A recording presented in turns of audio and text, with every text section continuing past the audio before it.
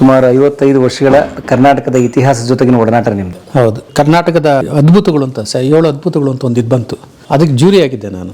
ಅಂದ್ರೆ ಕರ್ನಾಟಕದಲ್ಲಿ ಪ್ರೊಫೆಸರ್ ದೇವರಕೊಂಡ ರೆಡ್ಡಿ ಅವರು ಶಾಸನಗಳ ಎಕ್ಸ್ಪರ್ಟ್. ಅದನ್ನ ಅಧ್ಯಯನ ಮಾಡೋರು ಅಷ್ಟೇ ಹೇಳ್ಬೇಕು, ಅದನ್ನ ನಾನು ಹೇಳ್ಕೊಂಡ್ರೆ ಆತ್ಮ ಪ್ರಶಂಸೆ ಆಗುತ್ತೆ. ಮಸ್ಕಿ ಅಶೋಕನ ಶಾಸನ ಇದೆಯಲ್ಲ 2,500 ವರ್ಷ, ಮಸ್ಕಿ ಅದು ಶಿಲಾಶಾಸನ ಅದು. ಸೊ ಅದು ಶಾಸನ ಆಕ್ಚುಲಿ, ಅದು ಶಾಸನ. ಅದು ಅಶೋಕ ಕೂಡ ಕಲ್ಲೆಲ್ಲಿ ಸಿಕ್ಕದ ಅಲ್ಲೆಲ್ಲ ಬರ್ಸಿದ್ದಾನೆ, ಕಲ್ಲಲ್ಲೇ ಬರ್ಸಿದ್ದಾನೆ ಅವನು ಅಶೋಕ. ಸೊ ಇದು ನಮ್ಮ ಗುರುಗಳ ಗ್ರಂಥಾಲಯ. BL ರೈಸ್ ಅಂತ, ಬೆಂಜಮಿನ್ ಲೂಯಿ ರೈಸ್ ಅಂತ, Epigraphia ಕರ್ನಾಟಿಕ. Louis Rice, BL Rice ಅವ್ರದ್ದು. ಲೂಯಿಸ್ ರೈಸ್ ಮತ್ತೆ BL ರೈಸ್. ಎಷ್ಟು ಹಳೆದು? ಹೌದು, ಅಂದ್ರೆ ಸುಮಾರು 120 ವರ್ಷ ಆಯ್ತು ಪುಸ್ತಕಕ್ಕೆ. ಹೌದು, ಯಾವ ರಾಜನ ಶಾಸನ ಎಲ್ಲೆಲ್ಲಿ ಸಿಗ್ತಾ ಇದೆ, ಅವನ ಮಗ ಯಾರು, ಅವರ ಅಪ್ಪ ಯಾರು, ಇದೆಲ್ಲ ಗೊತ್ತಾಗೋದಕ್ಕೆ ಇದೇ ಕಾರಣ ಆಯ್ತು. ಇವರು ಶಾಸನಗಳಲ್ಲಿ ಇರ್ತಕ್ಕಂಥ ವಿವರಣೆಗಳು, ಅದು ನಮಗೆ ಬೇಸಾಯ್ತು. ಅಥವಾ ಬ್ರಿಟಿಷ್ ಆಫೀಸರ್? ಹೌದು, ಬ್ರಿಟಿಷ್ ಆಫೀಸರ್. ಇದಕ್ಕೆ ಬ್ರಿಟಿಷ್ ಸರ್ಕಾರ ಫಂಡ್ ಮಾಡಿತ್ತು? ಇಲ್ಲ, ನಮ್ಮ ಮಹಾರಾಜರು ಫಂಡ್ ಮಾಡಿದ್ರು. ಯಾರು? ಮೈಸೂರು ಅವರು. ಹೌದು, ನಮ್ಮ ಮೈಸೂರು ರಾಜರು ಕೂಡ ಇಂಥದಕ್ಕೆ ಪ್ರೋತ್ಸಾಹ ಕೊಟ್ಟಿದ್ದಕ್ಕೇನೆ ಈ ತರದ್ದೆಲ್ಲ ಕೆಲಸ ಆಗೋದಕ್ಕೆ ಕಾರಣ ಆಯ್ತದೆ. ಬೇರೆ ರಾಜರೆಲ್ಲ ಬೇಟೆ ಆಡೋದು, ತಿನ್ನೋದು, ಕುಡಿಯೋದು ಇದರಲ್ಲೇ ಕಳೆದ್ರು. ಇಂಥವಕ್ಕೆಲ್ಲ ಹೆಚ್ಚಿಗೆ ಇದೇನು ಕೆಲಸ ಕೊಡ್ಲಿಲ್ಲ. ಇವತ್ತಿಗೂ ತಮಿಳುನಾಡಲ್ಲಾಗಲಿಲ್ಲ ಈ ತರದ್ದು, ಇಷ್ಟೆಲ್ಲ ಹೊಡ್ಕೊಳ್ತಾರೆ ಅವರು. ನಾವು ಏನು ಹಳಬ್ರು ಹಂಗೆ ಹಿಂಗೆ. ಇವತ್ತು ಜಿಲ್ಲಾ ಸಂಪುಟಗಳಲ್ಲಿ ಇಲ್ಲ, ಎಲ್ಲ ಒಂದೊಂದ್ ಕಡೆ ಮನೆ, ತಿರುನೆಲ್ವೇಲಿ ಜಿಲ್ಲೆ, ಪುದುಕೋಟೆ ರಾಜರು ಮಾಡಿದ್ದು. ಸೊ ಅಷ್ಟೇ ಅಲ್ಲಲ್ಲಿ ಇದೆ ಅಷ್ಟೇ ಹೊರತು ಈ ತರ ನಮ್ಮ ವ್ಯವಸ್ಥಿತವಾದಂತ ಜಿಲ್ಲಾ ಸಂಪುಟಗಳು ಅಲ್ಲಿ ಇಲ್ಲ. ಇಡೀ ದಕ್ಷಿಣ ಕರ್ನಾಟಕದ ಜಿಲ್ಲಾ ಸಂಪುಟ ಹೇಗೆ BL ರೈಸ್ ಮಾಡಿದ್ರೆ ಹಂಗಿಲ್ಲ. ಇಲ್ಲ, ಇದು ಒಂದು ವಿಶೇಷ ನಮ್ಮಲ್ಲಿ, ನಮ್ಮ ಕರ್ನಾಟಕದ್ದು. ಅದಕ್ಕೆ ಕರ್ನಾಟಕದ್ದು ಎಕ್ಸ್ಪೋಸ್ ಆಗಿದೆ ಚೆನ್ನಾಗಿ. ಸೊ ಅವರ ಆ ಒಂದು ಕೆಲಸನ ನೀವು ಉತ್ತರ ಕರ್ನಾಟಕದಲ್ಲಿ ಮಾಡಿದ್ದೀರಿ ಅಂದ್ಬಿಟ್ಟು ನಮ್ಮ ಕಲಬುರ್ಗಿಯವರ ಆ ಮಾತೇನು ಹೇಳಿದ್ರು, ನೀನು ಅಭಿನವ ರೈಸ್ ಕಣೆಯ ನೀನು ಅಂತ. ಅದನ್ನೇ ನಮ್ಮ ಹುಡುಗರಲ್ಲಿ ನೆನಪಿಟ್ಕೊಂಡು ಅದನ್ನೇ ನನಗೆ ಒಂದು ಬಿರುದು ಕೊಟ್ಟರು ಅಷ್ಟೇ, ಅಭಿನವ ರೈಸ್ ಅಂತ. ಹೌದು, ಕಾಲದಿಂದ ಕಾಲಕ್ಕೆ ಹೇಗಾಯ್ತು, ಹೇಗ್ ಬದುಕಿದ್ರು, ಹೇಗ್ ಉಳುಮೆ ಮಾಡಿದ್ರು, ಎಂತೆಂತ ಟ್ಯಾಕ್ಸ್ ಗಳನ್ನು ಕಟ್ತಾ ಇದ್ರು, ಮತ್ತೆ ಆ ಟ್ಯಾಕ್ಸ್ ಗಳನ್ನು ಕಟ್ಕೊಂಡ್ರು ಹೇಗ್ ಬದುಕಿದ್ರು ಅವರು, ಮತ್ತೆ ಇದ್ದ ಕಾಲ ಬಂದಾಗ ಹೇಗ್ ಇದು ಮಾಡ್ತಾ ಇದ್ರು. ಸೊ ಇಡೀ ಭಾರತದ ಬದುಕಿನ ದರ್ಶನವೇ ಶಾಸನಗಳಲ್ಲಿದೆ. ಆ ಭಾರತದ ಬದುಕಿನ ದರ್ಶನ ಇವತ್ತಿನ ಬದುಕಿಗೆ ತೋರುಗೈ. ಕರ್ನಾಟಕದ ಇತಿಹಾಸದಲ್ಲಿ ಕಲಾ ಮಾಧ್ಯಮದಲ್ಲಿ ಮತ್ತೊಮ್ಮೆ ಇತಿಹಾಸದ ಸಂಪುಟಗಳಿಗೆ ನಿಮ್ಗೆಲ್ಲರಿಗೂ ಆತ್ಮೀಯವಾದ ಸ್ವಾಗತ ಸ್ನೇಹಿತರೆ. ನಾನು ಪರಮ್, ಇದು ಕಲಾ ಮಾಧ್ಯಮ. ಸ್ನೇಹಿತರೆ, ಈಗ ನಾನು ಇರೋಂಥದ್ದು ಬೆಂಗಳೂರಿನ BTM ಬಡಾವಣೆ. ಇದು ಇಲ್ಲಿ ಸ್ನೇಹಿತರೆ ಕನ್ನಡದ ಖ್ಯಾತ ಇತಿಹಾಸಕಾರರು, ಸಂಶೋಧಕರು, ಶಾಸನ ತಜ್ಞರಾದಂತಹ ಪ್ರೊಫೆಸರ್ ದೇವರಕೊಂಡ ರೆಡ್ಡಿ ಅವ್ರನ್ನ ನಾವು ಮಾತಾಡ್ಸೋಣ. ಇಲ್ಲಿ ಅವ್ರ ಮನೆ ಇದೆ ಸ್ನೇಹಿತರೆ, ಮನೆಗೆ ಹೋಗೋಣ ನಾವು. ಪ್ರೊಫೆಸರ್ ದೇವರಕೊಂಡ ರೆಡ್ಡಿ ಅವರು ಸರಿಸುಮಾರು 80 ವರ್ಷ ವಯಸ್ಸವರಿಗೆ ಸ್ನೇಹಿತರೆ ಹಂಪಿ ಕನ್ನಡ ವಿಶ್ವವಿದ್ಯಾಲಯದ ಇತಿಹಾಸದ ಪ್ರಾಧ್ಯಾಪಕರಾಗಿದ್ದರು. ಈಗ ನಿವೃತ್ತರು, ಆದರೆ ಅಧಿಕೃತವಾಗಿ ಮಾತ್ರ ನಿವೃತ್ತಿಯಾಗಿದೆ. ಆದರೆ ಅವರ ಸಂಶೋಧನೆಗೆ, ಇತಿಹಾಸದ ಅಧ್ಯಯನಕ್ಕೆ ನಿವೃತ್ತಿಯೇ ಇಲ್ಲ. ಕರ್ನಾಟಕದಲ್ಲಿ ತುಂಬ ಸಂಶೋಧನೆ ಮಾಡಿದ್ದಾರೆ. 60ಕ್ಕೂ ಹೆಚ್ಚು ಪುಸ್ತಕಗಳನ್ನು ಪ್ರಕಟಿಸಿದ್ದಾರೆ ಇತಿಹಾಸದ ಬಗ್ಗೆ. ಅದನ್ನು ಭಾಳ ಮುಖ್ಯವಾಗಿ ತಲಕಾಡಿನ ಗಂಗರ ಬಗ್ಗೆ ಅವ್ರು ಮಾಡುವಂಥ ಸಂಶೋಧನೆ ತುಂಬ ಮೆಚ್ಚುಗೆಗೆ ಪಾತ್ರವಾದಂಥದ್ದು. ಸೊ ಹೇಗಿದೆ ಪ್ರೊಫೆಸರ್ ದೇವರಕೊಂಡ ರೆಡ್ಡಿಯವರ ಬದುಕು, ನಾವು ನೋಡೋಣಂತೆ. ಭೂಮಿಗೆ ಬಿದ್ದ ಬೀಜ, ಎದೆಗೆ ಬಿದ್ದ ಅಕ್ಷರ ಯಾವತ್ತೂ ಕುಸಿ ಹೋಗಲ್ಲ ಅಂತ ದೇವನೂರು ಮಹಾದೇವ ಅವರು ಹೇಳ್ತಾರಲ್ಲ, ಹಾಗೆ ಅಕ್ಷರ ಯಾವತ್ತೂ ಬಹಳ ಮುಖ್ಯ. ಬನ್ನಿ, ಅಕ್ಷರ ಸರಸ್ವತಿ ಹತ್ರ ಹೋಗಿ ಅವರು ಆಶೀರ್ವಾದ ತಗೊಳ್ಳೋಣ. ಬನ್ನಿ ಸ್ನೇಹಿತರೆ, ಇವರೇ ನಮ್ಮ ಗುರುಗಳು ಪ್ರೊಫೆಸರ್ ದೇವರಕೊಂಡ ರೆಡ್ಡಿ ಅವರು. ಸ್ನೇಹಿತರೆ, ಕರ್ನಾಟಕದಲ್ಲಿ ವ್ಯಾಪಕವಾಗಿ ಸಂಶೋಧನೆ ಕ್ಷೇತ್ರ ಕಾರ್ಯ ಮಾಡಿ ಇತಿಹಾಸದ ಶಾಸನಗಳ ಸಂಪುಟ ಪ್ರಕಟಿಸಿರುವ ಅಗ್ರಗಣ್ಯ ಇತಿಹಾಸಕಾರರಲ್ಲಿ ನಮ್ಮ ಪ್ರೊಫೆಸರ್ ಕೂಡ ಒಬ್ಬರು.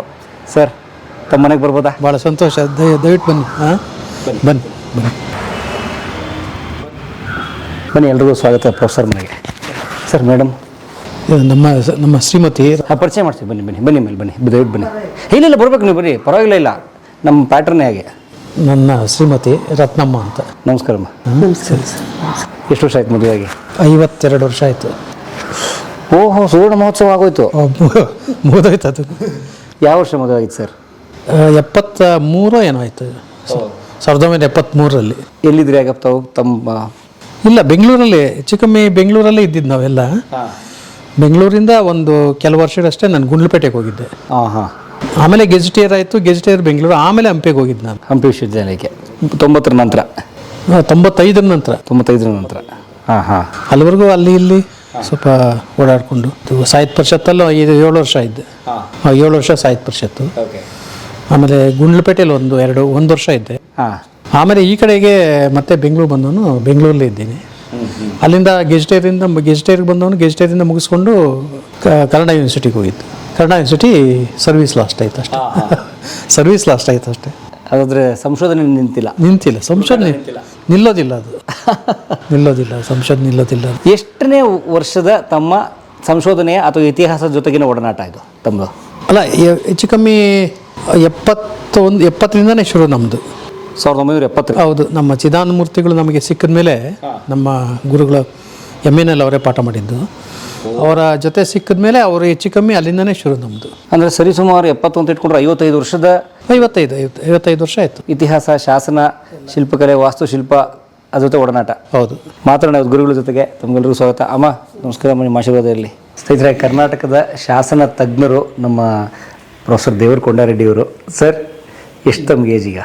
77 ಮುಗಿತಾ ಬಂತು. 77 ಮುಗಿತಾ ಬಂತು. ಸುಮಾರು 55 ವರ್ಷಗಳ ಕರ್ನಾಟಕದ ಇತಿಹಾಸದ ಜೊತೆಗಿನ ಒಡನಾಟ ನಿಮ್ಮದು. ಹೌದು. ಏನು ಈ 77ನೇ ವಯಸ್ಸಿನಲ್ಲೂ ಕುಂದದ ಉತ್ಸಾಹ ಏನದ್ರ ಗುಟ್ಟು? ಏನಿಲ್ಲ, ನಮ್ಮ ಒಂದು ಹೆರಿಡಿಟಿ ಇರ್ಬೋದು, ಇನ್ನೊಂದು ಆಹಾರದ ಪದ್ಧತಿನೂ ಭಾಳ ಮುಖ್ಯ ಆಗುತ್ತೆ. ಸಿಕ್ಕಾಪಟ್ಟೆ ಎಲ್ಲಂದ್ರಲ್ಲಿ ಏನು ತಿನ್ನೋದಿಲ್ಲ ನಾನು. ಅದಷ್ಟು ನಮ್ಮ ಟ್ರೆಡಿಷನಲ್ ಫುಡ್ ಏನಿದೆ ಅದನ್ನೇ ಜಾಸ್ತಿ ಬಳಸ್ತೀನಿ. ಅಂದರೆ ಮುದ್ದೆ, ಅನ್ನ, ಸಾರು ಈ ಥರದ್ದು ಸ್ವಲ್ಪ ಜಾಸ್ತಿ ಬಳಸ್ತೀವಿ. ಹೊರಗಡೆ ಹೋದಾಗ ಅನಿವಾರ್ಯ ಬೇರೆ ತಗೊಳ್ಳೇಬೇಕು. ಮತ್ತು ಶುಗರ್ ಇಲ್ಲದೆ ಇರೋದು ಒಂದು ಮುಖ್ಯವಾದಂಥ ಒಂದು ಕಾರಣ. ಅದಿದ್ದರೆ ಬಹುಶಃ ನಮ್ಮ ಸ್ನೇಹಿತರೆಲ್ಲ ಭಾಳ ಜನ ಸಫರ್ ಆಗ್ತಾ ಇರೋದು ಅದರಿಂದನೇ. ಅವ್ರಿಗೂ ಉತ್ಸಾಹ ಇದೆ, ನಮ್ಮ ಸ್ನೇಹಿತರಿಗೂ. ಆದರೆ ಪಾಪ ಈ ಶುಗರ್ ಇಂಥದ್ದಿದ್ದಾಗ ಅನಿವಾರ್ಯವಾಗಿ ಅವ್ರನ್ನ ಕಟ್ಟಾಕುತ್ತೆ. ಅದು ಭಾಳಷ್ಟು ಅವರ ಮಾಡಬೇಕು ಅನ್ನೋ ಸ್ಫೂರ್ತಿಗೆ ಸ್ವಲ್ಪ ತಡೆ ಹಾಕುತ್ತೆ. ಅದು ಈಗೆಲ್ಲೋ ಹೋಗಿ ಒಂದು ಫೀಲ್ಡ್ ವರ್ಕ್ ಮಾಡಬೇಕು, ಕಷ್ಟ ಆಗುತ್ತೆ. ಅದೊಂದು ಹೊಸ ಶಾಸನ ಸಿಕ್ಕಿದೆ, ಅದನ್ನ ಹೋಗಿ ನೋಡಬೇಕು ಅಂದಾಗ ಆ ಮಧುಮೇಹನೂ ತಡೆಯುತ್ತವ್ರನ್ನ. ಅವ್ರು ಸ್ವಲ್ಪ ತಡೆಯುತ್ತೆ. ಎಷ್ಟೇ ಆಗಲಿ ಅಷ್ಟು ಬೇಗ ಅವ್ರಿಗೆ ಹೋಗ್ಬೇಕು ಅನ್ನೋಕ್ಕಾಗೋದಿಲ್ಲ. ಅಂದರೆ ಅದು ಒಂದು ಕಾಯಿಲೆ ಇರೋದ್ರಿಂದ ಅದಕ್ಕೆ ಹಿಂದೆ ಅನೇಕ ಕಾಯಿಲೆಗಳು ಬರ್ತಾ ಇರ್ತವೆ ಅವರಿಗೆ. ಭಾಳ ಸೂಕ್ಷ್ಮವಾಗುತ್ತೆ, ಶರೀರ ಸೂಕ್ಷ್ಮವಾಗ್ತಾ ಬರುತ್ತೆ. ಅದು ಆರೋಗ್ಯ ಒಳ್ಳೆ ಉಳಿಸ್ಕೊಂಡಿದ್ದೀರಿ. ಉಳಿಸ್ಕೊಂಡಿದ್ದೀನಿ ಅದಕ್ಕಿಂತ ಉಳಿದಿದೆ ಅಷ್ಟೇ. ಅದು ಇದು ಏನು ಸರ್? ಇದು ನನಗೆ 75 ವರ್ಷ ಆದಾಗ ಈ ನಮ್ಮ ಶಾಸನಶಾಸ್ತ್ರ ವಿದ್ಯಾರ್ಥಿಗಳೆಲ್ಲ ಸೇರಿಕೊಂಡು ಇದನ್ನು ನನಗೆ ಕೊಟ್ಟರು. ಸುಮ್ಮನೆ ಅದೊಂದು ಗಂಗಾ ಕಂದರ್ಪ ಅಂತ ಒಂದು ಪುಸ್ತಕ ಬಿಡುಗಡೆ ಆಯಿತು. ಆಗ ಅದನ್ನು ಅವರೇ ಬರೆದು ಅಭಿನವ ರೈಸ್ ಅಂತ ಹೇಳ್ಬಿಟ್ಟು ಇದು ಕೊಟ್ಟು, ಸೊ ಅದನ್ನು ನನಗೆ ಬಳುವಳಿಯಾಗಿ ಕೊಟ್ಟಿದ್ದಾರೆ, ಇದನ್ನು ಇಟ್ಕೊಳ್ಳಿ ಅಂತ. ಸೊ ಇದು ಅಷ್ಟೇ, ಅದು ಅಷ್ಟೇ, ಆ ಕಡೆ ಇರತಕ್ಕಂಥದ್ದು ಅಷ್ಟೇ. ಅಂದರೆ ತಮ್ಗೆ 75 ವರ್ಷ ತುಂಬಿದಾಗ ತಾವು ವಿದ್ಯಾರ್ಥಿಗಳು ಮಾಡಿರೋ ಗೌರವ ಅದು. ಹೌದು, ಗೌರವ. ಏನು ಗಂಗಾ ಕಂದರ್ಪ ಅಂದರೆ? ಅಂದರೆ ಗಂಗರಿಗೆ ಸಂಬಂಧಪಟ್ಟಂತೆ ಎಲ್ಲ ಲೇಖನಗಳನ್ನು, ಇದು ಬೇರೆ ಬೇರೆಯವ್ರ ಕೈ ಲೇಖನಗಳನ್ನು ಬರೆಸಿ ಒಂದು ರೆಫರೆನ್ಸ್ ಬುಕ್ ಥರ ಮಾಡಿದ್ದಾರೆ. ಅದಲ್ಲಿ ನನಗೆ ಅದನ್ನು ಅರ್ಪಿಸಿದ್ದಾರೆ ಅವರು. ಅದನ್ನು 75 ವರ್ಷದ ಅಂದರೆ ಬರೀ ನಮ್ಮ ಜೀವನ ಚರಿತ್ರೆ ಅನ್ನೋದಕ್ಕಿಂತಲೂ ಮುಖ್ಯವಾಗಿ ಅದು ಜೀವನ ಚರಿತ್ರೆ 2010ರಲ್ಲೇ ಬಂದಿದೆ. ಗುಣಮಧುರ ಅಂತ. ಏನದು ಹೆಸರು? ಗುಣಮಧುರ ಅಂತ. ಗುಣಮಧುರ ನಿಮ್ಮ ಆತ್ಮಕಥೆ ಹೆಸರು? ಹೌದು, ಆತ್ಮಕಥೆ ಹೆಸರು. ಅದು 2010ರಲ್ಲೇ ಬಂತದು. ಅಂದರೆ 2008ಕ್ಕೆ ನನಗೆ 60 ಆಯಿತು. 2010ರಲ್ಲಿ ಅದನ್ನು ನನಗೆ ಅರ್ಪಣೆ ಮಾಡಿದ್ರು ಅವರು, ಒಂದು ದೊಡ್ಡ ಕಾರ್ಯಕ್ರಮ ಇಟ್ಕೊಂಡು. ಸೊ ಆಗ ಬಂದಿದ್ದೇನಾಯಿತು ಅಂದರೆ ಅದಕ್ಕೆ ಅಲ್ಲಿ ಎಲ್ಲ ಬಂತಲ್ಲ, ಮತ್ತೆ ಅದನ್ನು ಯಾಕೆ ರಿಪಿಟೇಷನ್ ಅಂದ್ಬಿಟ್ಟು ನನ್ನ ನೆನಪಲ್ಲಿ ಅದೊಂದು ಪುಸ್ತಕ ಮಾಡಿ ಸುಮಾರು 900 ಪುಟಗಳದ್ದು 1000 ಪುಟಗಳದ್ದು ಒಂದು ಪುಸ್ತಕ ಮಾಡಿ ಅದನ್ನು ಅರ್ಪಿಸಿದ್ದಾರೆ. ಆ ಸಂದರ್ಭದಲ್ಲಿ ಇದನ್ನು ನನಗೆ ಕೊಟ್ಟಿದ್ದು, ಮತ್ತು ಈ ತಾಮ್ರಶಾಸನ ಕೊಟ್ಟಿದ್ದು ಆವಾಗಲೇ. ಏನಿದೆ ತಾಮ್ರಶಾಸನದಲ್ಲಿ? ತಾಮ್ರಶಾಸನದಲ್ಲಿ ಅದೇ ಅಭಿನಂದನೆ ಅಷ್ಟೇ, ಭಿನ್ನ ಒತ್ತಳೆ ಅಂತ ಅಷ್ಟೇ. ಅದನ್ನು ತಾಮ್ರಶಾಸನದಲ್ಲಿ ಬರೆದು ಕೊಟ್ಟಿರ್ತಕ್ಕಂಥದ್ದು. ಯಾವ ಶತಮಾನದ ಉದಾಹರಣೆ ಇದು? ಇದರ ಒರಿಜಿನಲ್ ತಾಮ್ರಶಾಸನಗಳು ಕರ್ನಾಟಕದಲ್ಲಿ ಬಂದದ್ದು ಯಾವ ಕಾಲಮಾನದಲ್ಲಿ? ಇಲ್ಲ, ಅದು ಕ್ರಿಸ್ತಕ 2ನೇ ಶತಮಾನದಲ್ಲಿ ನಮಗೆ ಸಿಗುತ್ತೆ, 2-3ನೇ ಶತಮಾನದಲ್ಲಿ ಸಿಗುತ್ತೆ ನಮಗೆ ತಾಮ್ರಶಾಸನಗಳು. ಅಂದರೆ ಸುಮಾರು 1800 ವರ್ಷ. ಹೌದು, ಅದಕ್ಕೆ ನಮ್ಮ ಭಾರತದಲ್ಲಿ ಇನ್ನೂ ಜಾಸ್ತಿ ಹಿಂದೆನೇ ಸಿಗುತ್ತೆ. ಅಶೋಕನ ಕಾಲನ? ಅಶೋಕನ ಕಾಲಕ್ಕಿಂತ ನಂತರದ್ದು. ಆಫ್ಟರ್ ಅಶೋಕ. ಅಂದರೆ ಈ ಭಾರತದಲ್ಲಿ ತಾಮ್ರಶಾಸನಗಳನ್ನು ಹುಡುಕಿದ್ರೆ 2000 ವರ್ಷಕ್ಕೆ ಸಿಗುತ್ತೆ ನಮಗೆ. 2000 ವರ್ಷಗಳು ಸಿಗುತ್ತೆ ಹಿಂದಿಂದ. ಸೊ ಆ ಥರದ್ದು ಒಂದನ್ನು ತಮ್ಮ ವಿದ್ಯಾರ್ಥಿಗಳು ಕೊಟ್ಟಿದ್ದಾರೆ ತಮಗೆ. ಅದು ಇವತ್ತಿನ ಒಂದು ಇದ್ರಲ್ಲಿ ಬರೆದು ಆ ನೆನಪಲ್ಲಿ ಅದು ಮಾಡಿದ್ದಾರೆ ಅಷ್ಟೇ. ಅದು ರಿಪ್ಲಿಕಾ ಇರಲಿ ಅಂತ. ತಾಮ್ರಶಾಸನದಲ್ಲಿ ಕೊಡ್ತಕ್ಕಂಥದ್ದೇ ಅದೊಂದು ಪ್ರಶಸ್ತಿ ಇದ್ದಿದ್ದು ಮೊದಲಿಗೆಲ್ಲ. ಸೊ ಅದನ್ನೇ ನಮ್ಮ ಹುಡುಗರೆಲ್ಲ ಶಾಸ್ತ್ರ ವಿದ್ಯಾರ್ಥಿಗಳದ್ದು ಅವ್ರಿಗೆ ಗೊತ್ತಿತ್ತು, ಟ್ರೆಡಿಷನ್ ಏನು ಗೊತ್ತಿತ್ತು, ಪರಂಪರೆ ಒಂದು ಗೊತ್ತಿರುತ್ತೆ ಅವ್ರಿಗೆ, ಅದಕ್ಕೆ ಅವರು ಅದನ್ನು ಕೊಟ್ಟರು. ಮತ್ತು ಗಂಗರ ಬಗ್ಗೆ ತಾವು ತುಂಬ ಕೆಲಸ ಮಾಡಿದ್ದೀರಿ. ಹೌದು, ಬಹುಶಃ ತಮ್ಮ PhD ಅದೇ ಇರಬೇಕಂತ. ಹೌದು, ಅದಕ್ಕೆ PhD ಅದೇ. ಮತ್ತು ಇವ್ರು ಕೆಲಸ ಮಾಡಿದ್ದಕ್ಕೇ ನನಗೆ ಅವರು ಗಂಗಾ ಕಂದರ್ಪ ಅಂತ ಅದಕ್ಕೆ ಹೆಸರು ಕೊಟ್ಟು ಅದನ್ನು ಅರ್ಪಣೆ ಮಾಡಿದ್ದು. ಕಂದರ್ಪ ಅಂದರೆ ಏನು? ಕಂದರ್ಪ ಅಂದರೆ ಆ್ಯಕ್ಚುಲಿ ಮನ್ಮಥ ಅಂತ ಅಷ್ಟೇ. ಅದು ಗುಣಮಧುರ ಅಂತ ಒಂದು ಕೊಟ್ಟರಲ್ಲ, ಸೊ ಅದನ್ನೇ ಪದನ ಇದು ಮಾಡಿ ಆ ಥರ ಅವ್ರು ಇದು ಮಾಡಿದ್ರು ಅಷ್ಟೇ. Very nice. ಆ ಥರ ಇದು ಮಾಡಿಕೊಟ್ಟಿರ್ತಕ್ಕಂಥ. ನೈಸ್. ಸೊ ಇನ್ನು ತಮ್ಮ ಹಂಪಿ ವಿಶ್ವವಿದ್ಯಾಲಯದು ಮೊಮೆಂಟು ಬೇರೆ ಬೇರೆವೆಲ್ಲ ಕೊಟ್ಟಿದ್ದಾರೆ, ಭಾಳಷ್ಟು ಬಂದಿವೆ. ಸೊ ಇನ್ನೂ ಭಾಳಷ್ಟು ಇವೆ, ಎಲ್ಲಿ ಜಾಗನೂ ಇಲ್ಲ. ಓಕೆ, ಎಲ್ಲ ಬೇರೆ ಬೇರೆ ಕಡೆಗಳೇ ಶ್ರೀ ರಾಜಪುರ ಇದೊಂದು ಕೊಟ್ಟಿದ್ದಾರೆ. ಮತ್ತು ಆ ಥರದ್ದಿವೆ. ಮತ್ತು ಬೇರೆ ಬೇರೆ ಸಂದರ್ಭಗಳಲ್ಲಿ ಹೋದಾಗೆಲ್ಲ ಒಂದು ಭಿನ್ನವತ್ತಳೆ ಕೊಡ್ತಾ ಇರ್ತಾರೆ. ಸೊ ನಾವು ಸ್ವೀಕರಿಸ್ತೀವಿ. ಸೊ ಬಂದು ಇಲ್ಲಿ ಪ್ರೆಸೆಂಟ್ ಇದು ಮಾಡ್ತೀವಿ ಅಷ್ಟೇ. ಅದನ್ನು ನೆನಪು ಅಷ್ಟೇ. ಅದು ಅಂದರೆ ಅವರ ಒಂದು ಅಭಿಮಾನ ಅದು. ನಾವು ಅದನ್ನು ಇದು ಮಾಡೋಕ್ಕಾಗೋದಿಲ್ಲ. ಇದು ಅಷ್ಟೇ, ಇದು ಏಷ್ಯಾ ನೆಟ್ನವ್ರು ಕೊಟ್ಟಿದ್ದು, ಕನ್ನಡಪ್ರಭದವರು 7 ಕರ್ನಾಟಕದ ಅದ್ಭುತಗಳು ಅಂತ 7 ಅದ್ಭುತಗಳು ಅಂತ ಒಂದು ಇದು ಬಂತು, ಅದಕ್ಕೆ ಜೂರಿ ಆಗಿದ್ದೆ ನಾನು. ಸರ್ ಅದೇ ಉದಾಹರಣೆಗೆ ಹಿರೇಬೆಣಕಲ್. ಹೌದು, ಜೂರಿ ಆಗಿದ್ದೆ ನಾನು. ಈಗ ಒಂದು 3 ವರ್ಷದಲ್ಲಿ ಆಯ್ತದಲ್ಲ? ಹೌದೌದು. ಯಾಕಂದ್ರೆ ನಾವು ಹಿರೇಬೆಣಕಲ್ ವಿಡಿಯೋ ಮಾಡಿದ್ವಿ ನಾವು ಅಲ್ಲಿ ಹೋಗಿ. ಆಗ ತುಂಬ ಜನ ನನಗೆ ಹೇಳಿದ್ರು, ಸರ್ ಹಿರೇಬೆಣಕಲ್ ವಿಡಿಯೋದಲ್ಲಿ ರಿಕ್ವೆಸ್ಟ್ ಮಾಡ್ಕೊಳ್ಳಿ, ಇದನ್ನು ಕರ್ನಾಟಕದ 7 ಅದ್ಭುತಗಳಲ್ಲಿ ಒಂದೊಂದು ಸೇರ್ಸೋಕ್ಕೆ ಅನುಕೂಲ ಆಗುತ್ತೆ. ನಾನು ಕೂಡ ವಿಡಿಯೋದಲ್ಲಿ ರಿಕ್ವೆಸ್ಟ್ ಇಲ್ಲ, ನಾನೇ ಜೂರಿ ಆಗಿದ್ದೆ. ಆಗ ಅದು ಮತ್ತೆ ಬೇರೆ ಬೇರೆ ಎಲ್ಲ ಬಂತು, ಒಂದು 7 ಅದ್ಭುತಗಳು ಅಂತ. ಅದರಲ್ಲಿ ಮೊದಲೇ ಬಂದಿತ್ತು ಹಿರೇಬೆಣಕಲ್ಲು. ಕೊಪ್ಪಳ ಜಿಲ್ಲೆ ನಲ್ಲಿ ಹಿರೇಬೆಣಕಲ್ಲು ಇದೆ. ಅಲ್ಲಿ ಪುರಾತನ ಕಾಲದ ಒಂದಷ್ಟು ಶಿಲಾ ಸಮಾಧಿಗಳು 2000 ವರ್ಷದ ಇದೆ. 2000 ವರ್ಷಕ್ಕಿಂತ ಹಿಂದಿನ ಶಿಲಾ ಸಮಾಧಿಗಳಿವೆ, ಶಿಲಾ ರಚನೆಗಳಿದೆ. ಸೊ ಅದು ಆ್ಯಕ್ಚುಲಿ ಇನ್ನೆಲ್ಲೂ ಕರ್ನಾಟಕದಲ್ಲಿ ಎಲ್ಲೂ ಇಲ್ಲ. ಹೈಲೈಟ್ ಮಾಡೋದಾದ್ರೆ ಮಾಡ್ಬೋದು, ಆದರೆ ನಮ್ಮ ಜನವೋ ಅಥವಾ ನಮ್ಮ ಬೇರೆ ಬೇರೆ ಕಾರಣಗಳಿಂದ ಅದು ಸ್ವಲ್ಪ ಅಷ್ಟು ಎಕ್ಸ್ಪೋಸ್ ಆಗ್ತಾ ಇಲ್ಲ. ಅದು ಆದರೆ ಎಕ್ಸ್ಪೋಸ್ ಆದ್ರೂ ಒಂದು ತೊಂದರೆ ಇದೆ. ನಮ್ಮ ಜನನೂ ಅದನ್ನು ಸರಿಯಾಗಿ ನಡ್ಕೊಳ್ಳೋದಿಲ್ಲ, ವಿಚಿತ್ರವಾಗಿ ನಡ್ಕೊಳ್ತಾರೆ. ಮತ್ತೆ ಅಲ್ಲಿ ಬೀಳಿಸೋದು ಅಥವಾ ಇದು ಮಾಡೋದು, ಈ ಥರ ಎಲ್ಲ ಮಾಡ್ತಾರೆ. ಹತ್ತೋದು, ಮೇಲೆ ಹತ್ತೋದು, ಕುಳಿತುಕೊಳ್ಳೋದು, ಈ ಥರ ಎಲ್ಲ ಮಾಡ್ತಾರೆ. ಮಾಡಬಾರ್ದು ಅವೆಲ್ಲ. ಯಾಕೆಂದ್ರೆ ನಮ್ಮ ಈಗ ಮತ್ತೆ ಒಂದು ಸಾರಿ ಬಿದ್ದ ಮೇಲೆ ನಾವು ಕಟ್ಟೋಕ್ಕಾಗೋದಿಲ್ಲ ಅವನ್ನ, ಆ ಥರದ್ದು ಅವೆಲ್ಲ. ಅಥವಾ ಕಟ್ಟಿದ್ರು ಅದರ ಒರಿಜಿನಾಲಿಟಿ ಇರೋದಿಲ್ಲ. ಅದರಿಂದ ನಮ್ಮ ಜನರು ಕೂಡ ಅದನ್ನು ಸ್ವಲ್ಪ ಅವುಗಳನ್ನು ನೋಡ್ತಕ್ಕಂಥ ರೀತಿಯಲ್ಲೂ ಕೂಡ ವ್ಯತ್ಯಾಸ, ಮಾನಸಿಕವಾಗಿ ವ್ಯತ್ಯಾಸ ಆಗಬೇಕು. ಅವರು ಹಿರೇಬೆಣಕಲ್ ವಿಡಿಯೋ ತಾವು ಕಲಾ ಮಾಧ್ಯಮದಲ್ಲಿ ನೋಡ್ಬೋದು, ಹೇಗಿತ್ತು ಹಿಂದಿನವರ ಶಿಲಾರಚನೆಗಳು, ಅವರ ಸಮಾಧಿ ಮಾಡುವ ಶೈಲಿ ಅಂತ. ಸೊ ಆ ಥರ ಎಷ್ಟು ಪುಸ್ತಕಗಳಾಯಿತು ಅಥವಾ ಎಷ್ಟು ಲೇಖನಗಳಾಯಿತು ಕೇಳಬಹುದೇ 55 ವರ್ಷದ ಇತಿಹಾಸ? ಅಲ್ಲ, ನಾನು ಲೇಖನಗಳನ್ನು ಕಡಿಮೆ ಬರೆದಿರ್ತಕ್ಕಂಥದ್ದು. ಯಾಕೆಂದರೆ ನಾವು ಭಾಳ ದೊಡ್ಡ ಕೆಲಸಗಳು ತಗೊಂಡಿದ್ದರಿಂದ ಲೇಖನಗಳು ಬರೆದಿರ್ತಕ್ಕಂಥದ್ದು ಕಡಿಮೆ. ನಾನು ಯಾಕೆ ಲೇಖನಗಳು ಬರೆಯೋಷ್ಟು ಸಮಯ ನನಗಿರೋದಿಲ್ಲ. ದೊಡ್ಡ ಕೆಲಸಗಳು ತಗೊಂಡಂಥ ಸನ್ನಿವೇಶದಲ್ಲಿ, ಈಗ ಶಾಸನ ಸಂಪುಟ ಅಂತ ತೆಗೆದುಕೊಂಡ ಸನ್ನಿವೇಶದಲ್ಲಿ, ಈಗ ಬೇರೆಯವರು ಒಂದೊಂದು ಶಾಸನ ತಗೊಂಡೇ ಒಂದು ಇದು ಮಾಡ್ತಾರೆ, ಒಂದು ಲೇಖನ ಬರೀತಾರೆ. ಅಂಥ ಒಂದು 300-400 ಶಾಸನ ಒಂದರಲ್ಲಿ ಇರುತ್ತೆ ನನ್ನರಲ್ಲಿ. ಬಟ್ ನಾವು ಅದನ್ನು ಲೇಖನವಾಗಿ ಬರ್ಕೊಂಡು ಕುಳಿತುಕೊಂಡ್ರೆ ನಮಗಿಲ್ಲಿ ಇದು ಮುಂದೆ ಕೆಲಸಕ್ಕೆ ಆಗೋದಿಲ್ಲ. ಅದಕ್ಕೆ ನಾವೇನು ಮಾಡ್ತೀವಿ ಅಂದರೆ ಲೇಖನಗಳು ಕಡಿಮೆ ಬಂದಿದೆ. ಒಂದು 70 ಲೇಖನ ಬಂದಿರ್ಬೋದು, 70-80 ಲೇಖನ ಬಂದಿರ್ಬೋದು ಅಷ್ಟೇ. ಬಟ್ ಪುಸ್ತಕಗಳು ಮೌಲಿಕವಾದಂಥ ಪುಸ್ತಕಗಳು ಬಂದಿವೆ ಅಷ್ಟೇ. ಅದು ಭಾಳ ಕೆಲವು ಹೇಳ್ಬೋದಾ ತಮ್ಮ ಭಾಳ ಮೌಲಿಕವಾದ ಪುಸ್ತಕಗಳು? ಇಲ್ಲ, ನಮ್ಮ ಶಾಸನ ಸಂಪುಟಗಳು, ಕನ್ನಡ ವಿಶ್ವವಿದ್ಯಾಲಯ ತಂದಂಥ ಶಾಸನ ಸಂಪುಟಗಳು, ಅದು ಒಟ್ಟು ಈಗ 10 ಸಂಪುಟಗಳು ಬಂತು. 10 ಸಂಪುಟಗಳಲ್ಲಿ 8 ಸಂಪುಟಗಳನ್ನು ನಾನೇ ಮಾಡಿದೆ. ನನ್ನ ಸಂಪಾದಕತ್ವದಲ್ಲಿ ಮುಖ್ಯ ಸಂಪಾದಕನಾಗಿ ನಾನೇ ಮಾಡಿದೆ ಅದನ್ನು. ಕರ್ನಾಟಕ ಶಾಸನ ಸಂಪುಟಗಳ, ಹೌದು, ಪುಸ್ತಕಗಳ ಕಟ್ಟಲ್ಲಿ ಅಲ್ಲ, ಕರ್ನಾಟಕ ಶಾಸನ ಸಂಪುಟ ಅಲ್ಲ, ಅದು ಕನ್ನಡ ವಿಶ್ವವಿದ್ಯಾಲಯ ಶಾಸನ ಸಂಪುಟ ಅಂತದು ಅದರ ಟೈಟ್ಲು. ಅದರಲ್ಲಿ 8 ಸಂಪುಟಗಳನ್ನು ನನ್ನ ಮುಖ್ಯ ಸಂಪಾದಕತ್ವದಲ್ಲೇ ಬಂದಿರತಕ್ಕಂಥದ್ದು. ಅದು ಜಿಲ್ಲಾವಾರದ್ದು. ಒಂದು ಬಳ್ಳಾರಿಯಿಂದ ಶುರು ಮಾಡಿಕೊಂಡು ಬಳ್ಳಾರಿ, ಕೊಪ್ಪಳ, ಹಂಪಿ, ರಾಯಚೂರು, ಬೀದರು, ಆಮೇಲೆ ಬಾಗಲಕೋಟೆ, ಅನಂತರ ಬಿಜಾಪುರ, ಅದಾದಮೇಲೆ ಇದು ಯಾವುದು ಮಹಾರಾಷ್ಟ್ರದ ಕನ್ನಡ ಶಾಸನಗಳು. ಇಷ್ಟು ನನ್ನ ಸಂಪಾದಕತ್ವದಲ್ಲಿ, ಮುಖ್ಯ ಸಂಪಾದಕತ್ವದಲ್ಲಿ ಬಂದಿದ್ದದು. ಇನ್ನೂ ಮತ್ತೆ ಹಾವೇರಿ ಜಿಲ್ಲೆದು ಮಾಡ್ತಾಯಿದ್ದೀನಿ. ಹಾವೇರಿ ಜಿಲ್ಲೆದು ಸಿದ್ಧವಾಗ್ತಾ ಇದೆ. ಕನ್ನಡ ವಿಶ್ವವಿದ್ಯಾಲಯಕ್ಕೆ ಸಿದ್ಧವಾಗ್ತಿದೆ. ಅದು ಮೊದಲೇ ಮಾಡಬೇಕಾಗಿತ್ತು, ನಾನಾ ಕಾರಣ ನಿಂತೋಗಿತ್ತು. ಈಗ ಮತ್ತೆ ಶುರು ಮಾಡಿಕೊಂಡಿದ್ವಿ ಅದನ್ನಷ್ಟೇ ಕೆಲಸನ.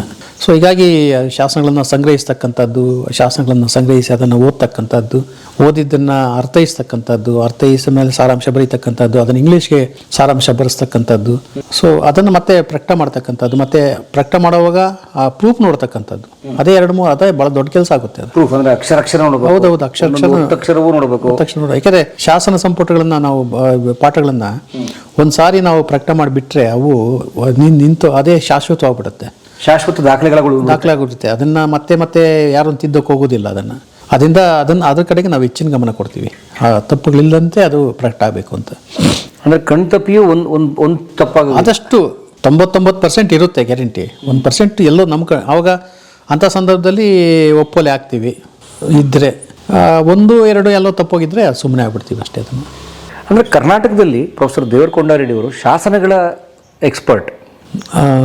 ಅದನ್ನು ನಾನು ಹೇಳೋದಲ್ಲ, ಅದನ್ನು ಅಧ್ಯಯನ ಮಾಡೋರು ಅಷ್ಟೇ ಹೇಳ್ಬೇಕು. ಅದನ್ನು ನಾನು ಹೇಳ್ಕೊಂಡ್ರೆ ಅದು ಆತ್ಮಪ್ರಶಂಸೆ ಆಗುತ್ತೆ. ಅದು ಏನು ಶಾಸನ ಅಂದರೆ ಗುರುಗಳೇ? ಶಾಸನ ಅಂದರೆ ಈಗ ಕಲ್ಲು ಮೇಲೆ ಬರೆದಿರ್ತಕ್ಕಂಥ, ಹಿಂದಿನ ಕಾಲದಲ್ಲಿ ಕಾಗದದ ಬಳಕೆ ಇರಲಿಲ್ಲ. ಸೊ ಇವತ್ತಿನ ಥರ ಮುದ್ರಣ ಇರಲಿಲ್ಲ. ಸೊ ಈಗ ಒಂದು ದೇವಸ್ಥಾನಕ್ಕೆ ದಾನ ಕೊಡಬೇಕು, ಅದು ದಸ್ತಾವೇಜು ಇರಲಿಲ್ಲ. ರಿಜಿಸ್ಟ್ರೇಷನ್ ಆಫೀಸ್ ಅಂತ ಏನಿರ್ತೀವತ್ತು ಅದು ಇರಲಿಲ್ಲ. ಈಗ ಒಂದು ದೇವಸ್ಥಾನಕ್ಕೆ ಯಾರೋ ಒಬ್ಬ ಭಕ್ತ ದಾನ ಕೊಡಬೇಕಾದ್ರೆ ದಾನ ಕೊಟ್ಟಿದ್ದನ್ನು ಕಲ್ಲಿನ ಮೇಲೆ ಬರೆಸ್ಬಿಡ್ತಾ ಇದ್ದಾತ ಅಷ್ಟೇ. ಆ ಕಾಲಕ್ಕೆ ಅದು ಶಾಸನವಾಗ್ತಾ ಇತ್ತು. ಅದು ಇವತ್ತಿಗೆ ಅದು ಶಾಸನ. ಅದು ಅಂದರೆ ಶಾಸನ ಅಂದರೆ ಏನು ಅಂತಂದರೆ ಕಲ್ಲಿನ ಮೇಲೆ ಬರೆದ ದಾಖಲೆ. ಅದು ಕಲ್ಲಿನ ಮೇಲೆ ಇರ್ಬೋದು, ತಾಮ್ರದ ಮೇಲೆ ಬಂದಿರ್ಬೋದು, ಲೋಹಗಳ ಮೇಲೆ ಬರ್ದಿರ್ಬೋದು. ಆಮೇಲೆ ಕೆಲವು ಕಡೆ ನಮ್ಮ ಕಡೆ ಕಲ್ಲು ಸಿಗುತ್ತೆ, ಬೇಕಾದಷ್ಟು ನಾವು ಬಳಸ್ಕೊಳ್ತಾ ಇದ್ದೀವಿ. ಕಲ್ಲು ಸಿಗದೇ ಇರೋ ಕಡೆ ಆವಾಗ ಮಣ್ಣಿನ ಮೇಲೆ ಬರಿತಾ ಇದ್ರು, ಇಟ್ಟಿಗೆಗಳನ್ನು ಮಾಡಿ ಇಟ್ಟಿಗೆಗಳ ಮೇಲೆ ಬರಿತಾ ಇದ್ರು ಹಸಿ ಇದ್ದಾಗ. ಉತ್ತರ ಭಾರತದಲ್ಲೆಲ್ಲ ಆ ಥರದ ಇಟ್ಟಿಗೆಗಳ ಮೇಲೆ ಬರೆದಿರ್ತಕ್ಕಂಥದ್ದೇ ನಮ್ಗೆ ಶಾಸನ ಸಿಗುತ್ತೆ. ಅಲ್ಲಿ ಈಗ ನಮ್ಮ ಉದಾಹರಣೆ ವಿಜಯನಗರ ಸಾಮ್ರಾಜ್ಯದಲ್ಲಿ ಕಲ್ಲಿನ ಶಾಸನಗಳು ಸಿಗ್ತವೆ. ಅಲ್ಲಿ ಉತ್ತರ ಭಾರತದಲ್ಲಿ ಕಡಿಮೆ. ಉತ್ತರ ಭಾರತದಲ್ಲಿ ಕಲ್ಲು ಕಡಿಮೆ ಅಲ್ಲಿ ಸಿಗೋದು. ಈಗ ಗಂಗಾ ನದಿ ಬೈಲಲ್ಲಿ ನೀವು ಎಲ್ಲಿ ಸಿಗುತ್ತೆ ಕಲ್ಲು? ಕರೆಕ್ಟ್, ಬಂಡೆ ಇಲ್ಲ ಅಲ್ಲಿ. ಬಂಡೆ ಇಲ್ಲ, ಅದಕ್ಕೇನು ಮಾಡ್ತಾರೆ, ರೇವೆ ಮಣ್ಣು ಸಿಗೋದು ಅಲ್ಲಿ, ಭಾಳ ಒಳ್ಳೆ ಮಣ್ಣು ಸಿಗೋದು. ಆ ಮಣ್ಣಲ್ಲಿ ಇಟ್ಟಿಗೆ ಮಾಡ್ತಾಯಿದ್ರು, ದಪ್ಪ ಇಟ್ಟಿಗೆಗಳನ್ನು ಮಾಡಿ ಇಟ್ಟಿಗೆಗಳಲ್ಲಿ ಮೆತ್ತಗಿರೋಗಲೇ ಕೊರೆದ್ಬಿಟ್ಟು ಸುಟ್ಟು ಬಿಡ್ತಾ ಇದ್ರು ಅದನ್ನು. ಸೊ ಆ ಥರದ್ದು ಇಟ್ಟಿಗೆ ಶಾಸನಗಳು ನಮ್ಮಲ್ಲಿ ಇವೆ, ಬೇಕಾದಷ್ಟಿವೆ. ಈಗ ಸಿಗ್ತಿವೆ ಇವೆ ಇಲ್ಲ, ಅಲ್ಲೇ ಇವೆ, ದೇವಸ್ಥಾನಗಳಲ್ಲಿ ಇವೆ ಅವು.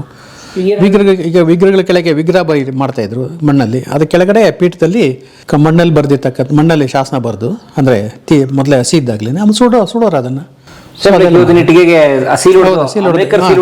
ಆ ಥರ ಅಷ್ಟೇ. ಸೀಲ್ ಹೊಡಿತಾರಲ್ಲ, ಅವು ಬರೀಲೇಬೇಕಾಗಿತ್ತು, ಬರೀತಾ ಇದ್ರು ಅಷ್ಟೇ, ಸೀಲ್ ಇರಲಿಲ್ಲ. ಆಮೇಲೆ ಈ ಉದಾಹರಣೆಗೆ ಇದು ಮಸ್ಕಿ ಅಶೋಕನ ಶಾಸನ ಇದೆಯಲ್ಲ 2,500 ವರ್ಷ. ಮಸ್ಕಿ ಅದು ಶಿಲಾಶಾಸನ ಅದು. ಸೊ ಅದು ಶಾಸನ, ಆಕ್ಚುಲಿ ಶಾಸನ ಅದು ಹಲ್ಮಿಡಿ ಶಾಸನ. ನಮ್ಮಲ್ಲಿ ಕಲ್ಲು, ಅದೇ ಹೇಳಿದ್ದು ಕಲ್ಲು. ಅಶೋಕ ಕೂಡ ಕಲ್ಲು ಎಲ್ಲೆಲ್ಲಿ ಸಿಕ್ಕದ ಅಲ್ಲೆಲ್ಲ ಬರ್ಸಿದ್ದಾನೆ, ಕಲ್ಲಲ್ಲೇ ಬರ್ಸಿದ್ದಾನೆ ಅವನು ಅಶೋಕ. ಎಲ್ಲೆಲ್ಲಿ ಕಲ್ಲು ಗುಟ್ಟುಗಳಿತ್ತು ಅವನ ಕಾಲಕ್ಕೆ ಇನ್ನೂ ನಾಶ ಆಗಿರಲಿಲ್ಲ, ಸಿಗ್ತಾ ಇತ್ತು ಕಲ್ಲು. ಹೀಗಾಗಿ ಸಿಗ್ತಾ ಇದ್ದ ಕಾಲದಲ್ಲಿ ಏನು ಮಾಡಿದ್ದಾನೆ ಅವನೆಲ್ಲ ಅಷ್ಟು ಬರೆದಿದ್ದಾನೆ, ಅವನು ಕಲ್ಲನ್ನು ಬಳಸ್ಕೊಂಡಿದ್ದಾನೆ ಅವನು. ಯಾರು? ಅಶೋಕ, ಸಾಮ್ರಾಟ ಅಶೋಕ. ಸೊ ಅದರಿಂದ ಆ ಕಾಲದಕ್ಕೇ ಶಿಲಾಶಾಸನ ನಮ್ಮಲ್ಲಿ ಶುರುವಾಗತಕ್ಕಂಥದ್ದು. ಸೊ ಆ ರೀತಿಯ ಪುರಾತನರ ಶಾಸನಗಳನ್ನು ಹುಡುಕುವ, ದಾಖಲಿಸುವ ಕೆಲಸವನ್ನು 55 ವರ್ಷದಿಂದ ಮಾಡ್ತಿರ್ತಾವೆ. ನಾನು ಮಾಡ್ತಾ ಇದ್ದೀನಿ. ನನಗಿಂತ ಮೊದಲೇ ನಮ್ಮ ಬ್ರಿಟಿಷರು ಪ್ರಾರಂಭಿಸಿದ್ರು ಅದನ್ನು. ಬ್ರಿಟಿಷರಿಂದ ನಮ್ಮ ದೇಶೀಯ ಪಂಡಿತರು ಆಮೇಲೆ ಅದಕ್ಕೆ ಬಂದರು. ಅವರು ಹೋದ ತಕ್ಷಣ ಅವ್ರ ಜಾಗ ತಗೊಂಡ್ರು, ತೆಗೆದುಕೊಂಡ್ರು. ಈಗ ನಾವೆಲ್ಲ ದೇಶೀಯ ಪರಂಪರೆಗೆ ಸಂಬಂಧಪಟ್ಟರು ಅಷ್ಟೇ. ಸ್ವತಂತ್ರ ಪೂರ್ವದಲ್ಲೂ ಕೂಡ ದೇಶೀಯರು ಇದ್ರು ಭಾಳ ಜನ. ಈಗ ನರಸಿಂಹಾಚಾರ್ಯ ಇರ್ಬೋದು, D L Narasimhacharya R Narasimhacharya ಸ್ವತಂತ್ರ ಪೂರ್ವದವರ. ಹೌದು, ಸ್ವತಂತ್ರ ಪೂರ್ವದವರು. ಅವರೆಲ್ಲ 1901 ಶುರು ಮಾಡ್ಕೊಂಡವ್ರು ಅವರೆಲ್ಲ. ಈಗ 120 ವರ್ಷದಿಂದನೇ ಶುರು ಮಾಡ್ಕೊಂಡವ್ರು ಅವರೆಲ್ಲ. ಅಂದ್ರೆ ಭಾರತದಲ್ಲಿ ಶಾಸನಗಳ ದಾಖಲೀಕರಣ ಶುರುವಾಗಿದ್ದು ಬ್ರಿಟಿಷರಿಂದನ? ಹೌದು, 850ಕ್ಕೇ ಶುರುವಾಗುತ್ತೆ. ಯಾಕೆ 850 ಅನ್ನೋದಕ್ಕಿಂತ ಇನ್ನೂ ಮುಂದೆನೇ ಆಗುತ್ತೆ, ಅದು ಮೆಕಂಜಿ ಕಾಲಕ್ಕೇ ಶುರುವಾಗುತ್ತೆ. ಅಂದರೆ ಈ ಟಿಪ್ಪು ಸುಲ್ತಾನು ಸೋತ್ನಲ್ಲ 1799 ಅಲ್ಲಿ ಹೆಚ್ಚು ಕಮ್ಮಿ ಆ ಕಾಲದಿಂದಲೇ ಶುರು ಆಗ್ಬಿಡುತ್ತೆ ಅಧ್ಯಯನ, ಬೇರೆ ಬೇರೆ ಥರದ ಅಧ್ಯಯನ. ಕಣ್ಣು ಕಾಪಿ ಮಾಡ್ತಾ ಇದ್ರಾಗ ಬೇರೆ ಬೇರೆ ಎಕ್ವಿಪ್ಮೆಂಟ್ಸ್ ಇರಲಿಲ್ಲ. ಸೊ ಅಲ್ಲಿಂದ ಆರಂಭ ಆದಂಥ ಒಂದು ಅಧ್ಯಯನ ಮುಂದೆ ಅದು ಬೇರೆ ಕಡೆಗೆ ಹೋಗುತ್ತೆ ಅಷ್ಟೇ, ಅದು ಇತಿಹಾಸ ರಚನೆ ಕಡೆ. ತಮ್ಮ ಶಿಷ್ಯಂದ್ರೆ ತಮಗೇನೋ ಒಂದು ಬಿರುದು ಕೊಟ್ಟಿದ್ದಾರೆ, ಏನು ಬರೆದಿದ್ದಾರೆ ಅದರಲ್ಲಿ? ಅಭಿನವ ರೈಸ್ ಅಂತ ಕೊಟ್ಟಿದ್ದಾರೆ. ಏನಾಗಂದ್ರೆ ಅಭಿನವ ರೈಸ್ ಅಂದರೆ ರೈಸರು ಇಲ್ಲಿ ನಮ್ಮ ಕರ್ನಾಟಕದಲ್ಲಿ ಭಾಳ ಹೆಚ್ಚಿಗೆ, ದಕ್ಷಿಣ ಕರ್ನಾಟಕದಲ್ಲಿ ಶಾಸನದ ಮೇಲೆ ಕೆಲಸ ಮಾಡಿದಂಥವ್ರು, ಶಾಸನ ಪುಟಗಳು ತಂದವರು ರೈಸರವರು. ಯಾರು ರೈಸ್ ಅಂದರೆ? BL ರೈಸ್ ಅಂತ, ಬೆಂಜಮಿನ್ ಲೂಯಿ ರೈಸ್ ಅಂತ. ಸೊ ಅವರ ಆ ಒಂದು ಕೆಲಸನ ನೀವು ಉತ್ತರ ಕರ್ನಾಟಕದಲ್ಲಿ ಮಾಡಿದ್ದೀರಿ ಅಂದ್ಬಿಟ್ಟು ನಮ್ಮ ಕಲಬುರ್ಗಿಯವರ ಮಾತೇನು ಹೇಳೋರು, ನೀನು ಅಭಿನವ ರೈಸ್ ಕಣೆಯ ನೀನು ಅಂತ. ಅದನ್ನೇ ನಮ್ಮ ಹುಡುಗರಲ್ಲಿ ನೆನಪಿಟ್ಕೊಂಡು ಅದನ್ನೇ ನನಗೆ ಒಂದು ಬಿರುದು ಕೊಟ್ಟರು ಅಷ್ಟೇ, ಅಭಿನವ ರೈಸ್. ಸೊ ಕರ್ನಾಟಕದ ಶಾಸನ ಪಿತಾಮಹ BL ರೈಸ್ ಇದ್ರಲ್ಲ, ಅಂದರೆ ಅವರು ಇಂಗ್ಲೀಷ್ ಆಫೀಸರ್ ಅವರೊಬ್ಬರು. ಸೊ ಕರ್ನಾಟಕದ ದಕ್ಷಿಣ ಕರ್ನಾಟಕದಲ್ಲಿ ಹೆಚ್ಚಿನ ಕೆಲಸ ಮಾಡಿದ್ರು ಅವರು, ದಕ್ಷಿಣ ಅಲೆ ಮೈಸೂರು ಪ್ರಾಂತ್ಯದಲ್ಲಿ. ಸೊ ಆ ಅಷ್ಟು ಕೆಲಸನ ನೀನು ಉತ್ತರ ಕರ್ನಾಟಕದಲ್ಲಿ ಮಾಡಿದೀಯ ಅಂತ ನಮ್ಮ ಕಲಬುರ್ಗಿಯವರು ಅನ್ನೋರು ಅವರು. ಆಗ ಅದನ್ನೇ ನೆನಪಿಟ್ಕೊಂಡು ನಮ್ಮ ಹುಡುಗರು ಕೆಲವರು ಎಲ್ಲ ಅದನ್ನು ಈ ಒಂದು ಟೈಟಲ್ ನನಗೆ ಕೊಟ್ಟರು ಅಷ್ಟೇ. ಅವರು ಅಭಿನವ ರೈಸ್ ಬರವಣಿಗೆಯಲ್ಲಿ ಕೊಟ್ಟರು, ಅವ್ರು ಅಂತ ಇದ್ರು ಬಾಯಲ್ಲಿ, ಅದನ್ನು ಬರವಣಿಗೆಯಲ್ಲಿ ಕೊಟ್ಟರು ಇವರು ಅಷ್ಟೇ ಟೈಟಲ್ ಅಂತ. So that means if it is return in stone, ಇದೊಂದು ಶಾಸನ ಥರನೇ. ಹೌದು, ಅಷ್ಟೇ, ಅದು ಸಿಂಪಲ್ ಅಷ್ಟೇ. ಯಾವ ಅಕ್ಷರ ಲಿಪಿ ಇದು? ಇದು ಇವನ ಕಾಲದ್ದು, ಇದು ಚಾಳುಕ್ಯರ ಕಾಲದ್ದು. ಇದು ಬಾದಾಮಿ ಚಾಳುಕ್ಯರ ಕಾಲದ್ದು. ಅಂದರೆ ಈ 6ನೇ ಶತಮಾನದ ಒಂದು ಲಿಪಿ. 1,500 ವರ್ಷದಿಂದ ಕನ್ನಡ ಹಂಗಿತ್ತ? ಹೌದು, ಆಗಿತ್ತು ಅದು. ಸ್ನೇಹಿತರೆ ನೋಡಿ, ಬಾದಾಮಿ ಚಾಲುಕ್ಯರು ಇದ್ರಲ್ಲ, ಗುಹಾಂತರ ದೇವಾಲಯ ಕಟ್ಟಿದಾರಲ್ಲ, ಹೌದು, ಇಮ್ಮಡಿ ಪುಲಿಕೇಶಿ ಕಾಲದ್ದು. ಆ ಲಿಪಿಲಿ ಅವರು ಇದನ್ನು ಬರೆದು ಆಮೇಲೆ ಇದನ್ನು ಬರ್ತದೆ 75. ಹಂಗೆ ಇತ್ತು. ಹೌದು, ಸ್ವಲ್ಪ ಇವರು ತಿದ್ದಿದ್ದಾರೆ, ಸ್ವಲ್ಪ ಹುಡುಗರಿಗೆ ಪಾಪ ಹುಡುಗರು ಬರೆಯುವಾಗ ಸ್ವಲ್ಪ ಇದಾಗಿದೆ. ಆ ಥರ ಇರಲಿಲ್ಲ, ಸ್ವಲ್ಪ ವ್ಯತ್ಯಾಸ ಇತ್ತು. ಸಹ ಮಾತ್ರ ಹೀಗೆ ಇತ್ತದು, ಎಲ್ಲ ಕಾಲಕ್ಕೂ ಸಹ ಸ್ವಲ್ಪ ಹೀಗೆ ಇತ್ತದು. ತಾವು ಶಾಸನಗಳನ್ನೆಲ್ಲ ಓದ್ತೀರಿ, ಅದರ ಲಿಪಿ, ಹೌದು, ಅಕ್ಷರ ಎಲ್ಲ ಇಷ್ಟೇ ಹಳೇದಿರಲಿ. ಸ್ವಲ್ಪ ಓದ್ತೀನಿ, ಚೆನ್ನಾಗಿದ್ರೆ ಕ್ಲಿಯರ್ ಆಗಿದ್ರೆ ಓದ್ಬೋದು. ಸ್ವಲ್ಪ ಮುಸ್ಕಾಗಿದೆ, ಇದು ಸ್ವಲ್ಪ ನಿಧಾನಕ್ಕೆ ಓದ್ತೀವಿ ಅಷ್ಟೇ. ಅದು ನೀಟಾಗಿ ಪ್ರಿಂಟ್ ತೊಗೊಂಡು ಪ್ರಿಂಟು ಅಥವಾ ಫೋಟೋ, ಈಗಿನ ಟೆಕ್ನಾಲಜಿಯಲ್ಲಿ ಡಿಜಿಟಲ್ ಫೋಟೋ ತೊಗೊಂಡ್ರು ಆಗ್ಬೋದು. ಮತ್ತು ಬೇರೆ ಬೇರೆ ಇವು ಬಂದಿವೆ ಈಗ ಫೋಟೋಗಳಲ್ಲೇ, ಫೋಟೋಗ್ರಫಿಲೇ ಬೇರೆ ಬೇರೆ ಥರ ಟೆಕ್ನಾಲಜಿಯಲ್ಲಿ ಬಂದಿರೋದ್ರಿಂದ ಓದ್ಬೋದು. ಸ್ವಲ್ಪ ಪೂರ್ತಿ ಹಾಳಾಗಿರೋದನ್ನು ಓದೋಕ್ಕಾಗೋದಿಲ್ಲ, ಅದೇನು ಆ ಕಾಲಕ್ಕೂ ಆಗಿಲ್ಲ ಈ ಕಾಲಕ್ಕೂ ಆಗೋಲ್ಲ. ಬಟ್ ಚೆನ್ನಾಗಿದ್ದರೆ ಓದ್ಬೋದು, ಅದೇನು ತೊಂದರೆ ಇಲ್ಲದೆ ಓದ್ಬೋದು. ಮತ್ತು ತಾವೇ ಹುಡುಕಿದ ಹೊಸ ಶಾಸನಗಳು ಇವೆ ಬೇಕಾದಷ್ಟಿವೆ ಆ ಥರದ್ದು. ಎಷ್ಟು ಸಂಖ್ಯೆಲಿದ್ದಾವೆ ಹೇಳ್ಬೋದಾ? ಅಲ್ಲ, ಆ ಥರದ್ದು ನಾವೇನು ಮಾಡ್ತೀವಿ, ನಾನು ಹೇಳಿದ್ನಲ್ಲ ಅದೇ ಆ ಥರ ನಾವು ಕಲೆಕ್ಟ್ ಮಾಡಿದ್ದನ್ನೆಲ್ಲ ನಾವು ಸಂಪುಟಗಳು ತಂದುಬಿಟ್ಟಿರ್ತೀವಿ. ಸಂಪುಟದಲ್ಲಿ ಹಾಕ್ಬಿಡ್ತೀವಿ. ಸಂಪುಟಗಳು ಬಂದುಬಿಟ್ಟಿರುತ್ತೆ, ಅಲ್ಲಿ ನಾವು ನಮ್ಮ ಹೆಸರು ಹಾಕ್ಕೊಳ್ಳೋದಿಲ್ಲ, ಯಾಕೆ ಮೇಯ್ನ್ ಪೇಜಲ್ಲೇ ನಮ್ಮ ಹೆಸರು ಬಂದಿರುತ್ತೆ. ಸೊ ಅದರಲ್ಲಿ ಯಾವ್ದು ನಮ್ಮದು ಯಾವ್ದು ನಿಮ್ಮದು ಅಂತ ಹೇಳೋಕ್ಕಾಗೋದಿಲ್ಲ ಅಲ್ಲಿ. ಸೊ ಆ ಥರ ಆಗುತ್ತೆ ಅದು. ಸೊ ಈಗ ಅದೇ ಬಿಡಿ ಲೇಖನ ಬರೆಯುವಾಗ ಅವು ಸಂಖ್ಯೆ ಲೆಕ್ಕ ಬರುತ್ತೆ. ಅದು ಬಿಡಿ ಲೇಖನ ಬರೆದಾಗಷ್ಟೇ ಸಂಖ್ಯೆ ಲೆಕ್ಕ ಬರುತ್ತೆ. ಒಟ್ಟಿಗೆ ನಾವು ಸಂಪುಟವನ್ನು ತೆಗೆದಂಥ ಸಂಪುಟ ಮಾದರಿಯೆಲ್ಲ ಜೋಡಿಸಿದಾಗ ಅವಾಗ ನಮ್ಮದು ನಿಮ್ಮದು ಅಂತ ಬರೋದಿಲ್ಲ ಅಲ್ಲಿ. ಅವಾಗ ಎಲ್ಲವೂ ಅದ್ರಲ್ಲಿ ಸೇರ್ಕೊಂಡ್ಬಿಡುತ್ತೆ ಅದರಲ್ಲಿ. ಈಗ ಉದಾಹರಣೆಗೆ ಸರ್, ಕಲಬುರ್ಗಿ ಸರ್ದು ಮಾರ್ಗ ಬಂತಲ್ಲ, ಅದು ಅವರ ವೈಯಕ್ತಿಕ ಕೆಲಸ. ಅದು ಅಂದ್ರೆ ಅವರು ಮಾಡಿದ ಲೇಖನಗಳು ಅವೆಲ್ಲ ಸೇರಿಸಿ, ಹೌದು, ಅದನ್ನು ಸೇರಿಸಿ ಅವರ ಶಿಷ್ಯರು ಮತ್ತು ಅವರ ಅಭಿಮಾನಿಗಳೆಲ್ಲ ಸೇರಿಸಿ ಮಾರ್ಗ 1, 2 ಮಾರ್ಗ 2, 3, 4 ಅಂತೆಲ್ಲ ತಂದ್ರೆ ಅವರು ಅದನ್ನು ಸಂಪುಟನ ತಂದ್ರೆ ಅವರು. ಉದಾಹರಣೆಗಳು ಒಂದಿತ್ತಲ್ಲ, ಈ ಪಂಪನ್ ಸಂಬಂಧಪಟ್ಟ ಒಂದು ಶಾಸನ ಆಂಧ್ರದಲ್ಲೆಲ್ಲೋ ಕುರ್ಕ್ಯಾಲ್ ಶಾಸನ, ಕುರ್ಕ್ಯಾಲ್ ಅಂತ ಆ ಥರದ್ದು ಅದೆಲ್ಲ ಅವ್ರು ಸೇರಿಸಿ ಅದನ್ನು ಆ ಲೇಖನಗಳೆಲ್ಲ ಸೇರಿಸಿ ಒಂದು ಇದು ಮಾಡಿದ್ದಾರೆ ಅವರು ಅಲ್ಲಿ. ಯಾರಿಗೆ ಕಲಬುರ್ಗಿ ಅವರಿಗೆ ಅದನ್ನು ಮಾರ್ಗ ಅಂತ. ಮೊನ್ನೆ ಮಹಾಮಾರ್ಗ ಅಂತಲೇ ಇನ್ನೊಂದು ಅವ್ರು ಕೊಟ್ಟರು, ಅವ್ರು ಇದ್ದಾಗಲೇ ಅವರಿಗೆ ಮಹಾಮಾರ್ಗ ಅಂತಲೂ ಒಂದು ಅಭಿನಂದನೆ ಅಂತ ತಂದ್ರು ಅವರು. ಅದು ಮಹಾಮಾರ್ಗ ಅಂತ. ಬನ್ನಿ ಸ್ನೇಹಿತರೆ, ಪ್ರೊಫೆಸರ್ ಜೊತೆ ಮಾತಾಡೋಣ. ಪ್ರೊಫೆಸರ್ ಅವರ ಗ್ರಂಥಾಲಯ ನೋಡಬೇಕು ಅನ್ನೋ ಬಯಕೆ ನಮಗೆ. ದಯವಿಟ್ಟು ಬನ್ನಿ. ಅದಕ್ಕೆ ನಿಮ್ಮ ಮನೆ ಇದು? ಆಯ್ತು, ಬನ್ನಿ. ಅಲ್ಲ, ನಿಮ್ಮ ಮನೆ ಎಷ್ಟು ವರ್ಷ ಆಯ್ತು ಇಲ್ಲಿಗೆ? ಇದು 2010ರಲ್ಲಿ ಇಲ್ಲಿ ಬಂದ್ರಿ? 2010 ಬಂದಿದ್ದು. ಆಯ್ತು, 15 ವರ್ಷ ಆಯ್ತು ಇಲ್ಲಿ ಬಂದು. ಪ್ರೊಫೆಸರ್ ಅವರ ಸಂಪಾದನೆ, ಜೀವಮಾನ ಸಂಪಾದನೆ ಅಲ್ಲ, ಆಯಿತು, ಅದು ಅನ್ಬೋದು. ಒಟ್ಟು ಇಲ್ಲಿ ನನ್ನದು ಅನ್ನೋದಕ್ಕಿಂತಲೂ ಈಗ ಅದರಲ್ಲಿ ನಮ್ಮ ಮನೆಯವ್ರ ಕಾಣಿಕೆನೂ ಇರುತ್ತೆ, ನನ್ನ ಮಗಂದು ಇರ್ಬೋದು. ಸೊ ನಾವು ಇನ್ನು ಊರಲ್ಲಿ ನಮ್ಮ ಒಟ್ಟು ಕುಟುಂಬನೂ ಇತ್ತು. ಒಟ್ಟಿನಲ್ಲಿ ಎಲ್ಲರ ಒಂದು ಲೆಕ್ಕದಲ್ಲಿ ನನ್ನ ಸಂಪಾದನೆ ಅಂತ ಹೇಳ್ಕೊಬೋದು ಅಷ್ಟೇ. ಎಲ್ಲರದ್ದು ಸೇರಿಸಿ ನಂದು ಅಂತ ಅಷ್ಟೇ. ಬನ್ನಿ, ಆ ಫೋಟೋ ತೋರಿಸಿ. ಬನ್ನಿ, ನಿಮ್ಮ ಕುಟುಂಬದ ಫೋಟೋ ತೋರಿಸಿ. ಅಮ್ಮ ತೋರಿಸ್ತಾ ಇದ್ರು. ಈ ಫೋಟೋ ತೋರಿಸಿ. ಹಾಂ, ಇಲ್ಲ, ಇದು ನನ್ನ ಮಗ, ಸೊಸೆ, ಅವನ 2 ಹೆಣ್ಣು ಮಕ್ಕಳು, ದೊಡ್ಡ ಮಗಳು, ಸಣ್ಣ ಮಗಳು. ಇದು ಮಗ ಏನು ಮಾಡ್ತಾರೆ? ಮಗ ಸಿನಿಮಾ ಫೀಲ್ಡಲ್ಲಿ ಇದ್ದಾನೆ, ಎಡಿಟರ್ ಆಗಿದ್ದಾನೆ. ಓಕೆ, ಸರಿ. ಅವರ ಮನೆಯವರು ಸಾಫ್ಟ್ವೇರಲ್ಲಿ ಕೆಲಸ ಮಾಡ್ತಾರೆ. ಓಕೆ. ಎಷ್ಟು ಮಕ್ಕಳು ತಮಗೆ? ನನಗೆ 2 ಹೆಣ್ಣು 1 ಗಂಡು. 2 ಹೆಣ್ಣು 1 ಗಂಡು. ದೊಡ್ಡ ಮಗಳು ಆ ಮ್ಯೂಸಿಯಮಲ್ಲಿ, ಬೆಂಗಳೂರು ಮ್ಯೂಸಿಯಮಲ್ಲಿ ಡೈರೆಕ್ಟರ್ ಆಗಿದ್ದಾಳೆ. ಯಾವ ಮ್ಯೂಸಿಯಂ? ಸ್ಮಿತಾ, ಇಲ್ಲಿ Venkatappa art gallery. Venkatappa art ಗ್ಯಾಲರಿಲಿ? ಹೌದು, ಅಲ್ಲಿ ಡೈರೆಕ್ಟರ್ ಆಗಿದ್ದಾರೆ. ಸ್ಮಿತಾ ನಿರ್ದೇಶಕರು. ಸ್ಮಿತಾ ಅವ್ರ ಮಗಳು ಸ್ಮಿತಾ ಆಗಿದ್ದಾರೆ. ಇನ್ನೊಬ್ಬ ಮಗಳು ಅಳಿಯ ರೈಲ್ವೆಲಿದ್ದಾನೆ. ಅವರಲ್ಲಿ ಕೂಡ್ಲಲ್ಲಿ ಇರ್ತಾರೆ ಅವರು. ಇಲ್ಲಿ ಕೂಡ್ಲು ಹೊಸರೋಡು ಅಲ್ಲಿ ಇರ್ತಾರೆ ಅವರು. ಅವ್ರ ಮನೇಲಿ ಇರ್ತಾರೆ, ಕೆಲಸ ಮಾಡ್ತಾರೆ ಅವರು.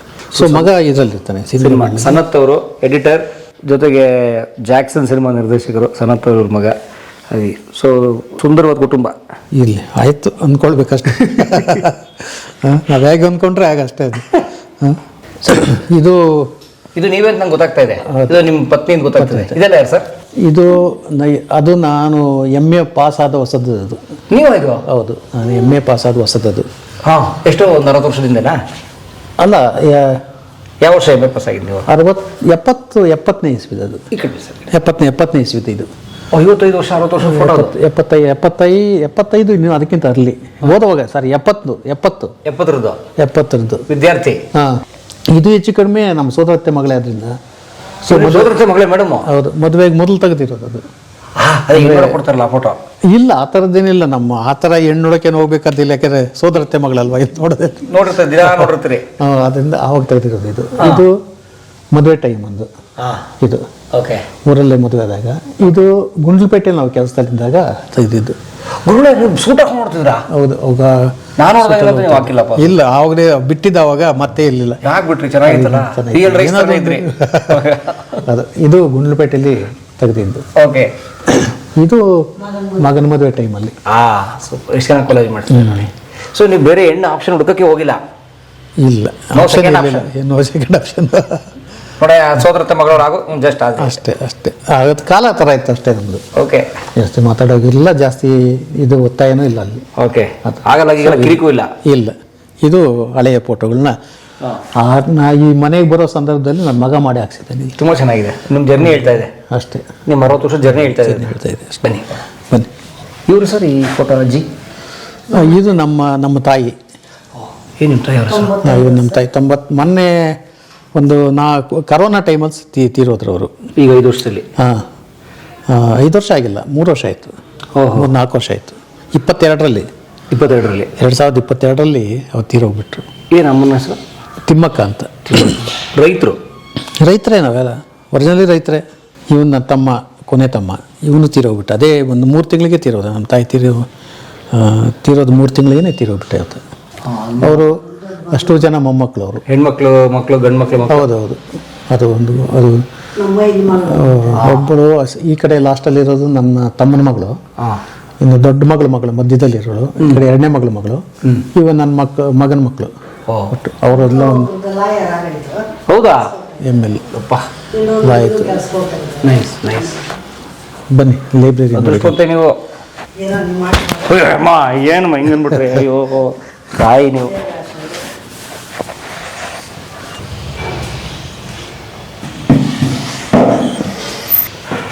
ಸೊ ಇದು ನಮ್ಮ ಗುರುಗಳ ಗ್ರಂಥಾಲಯ. Wow,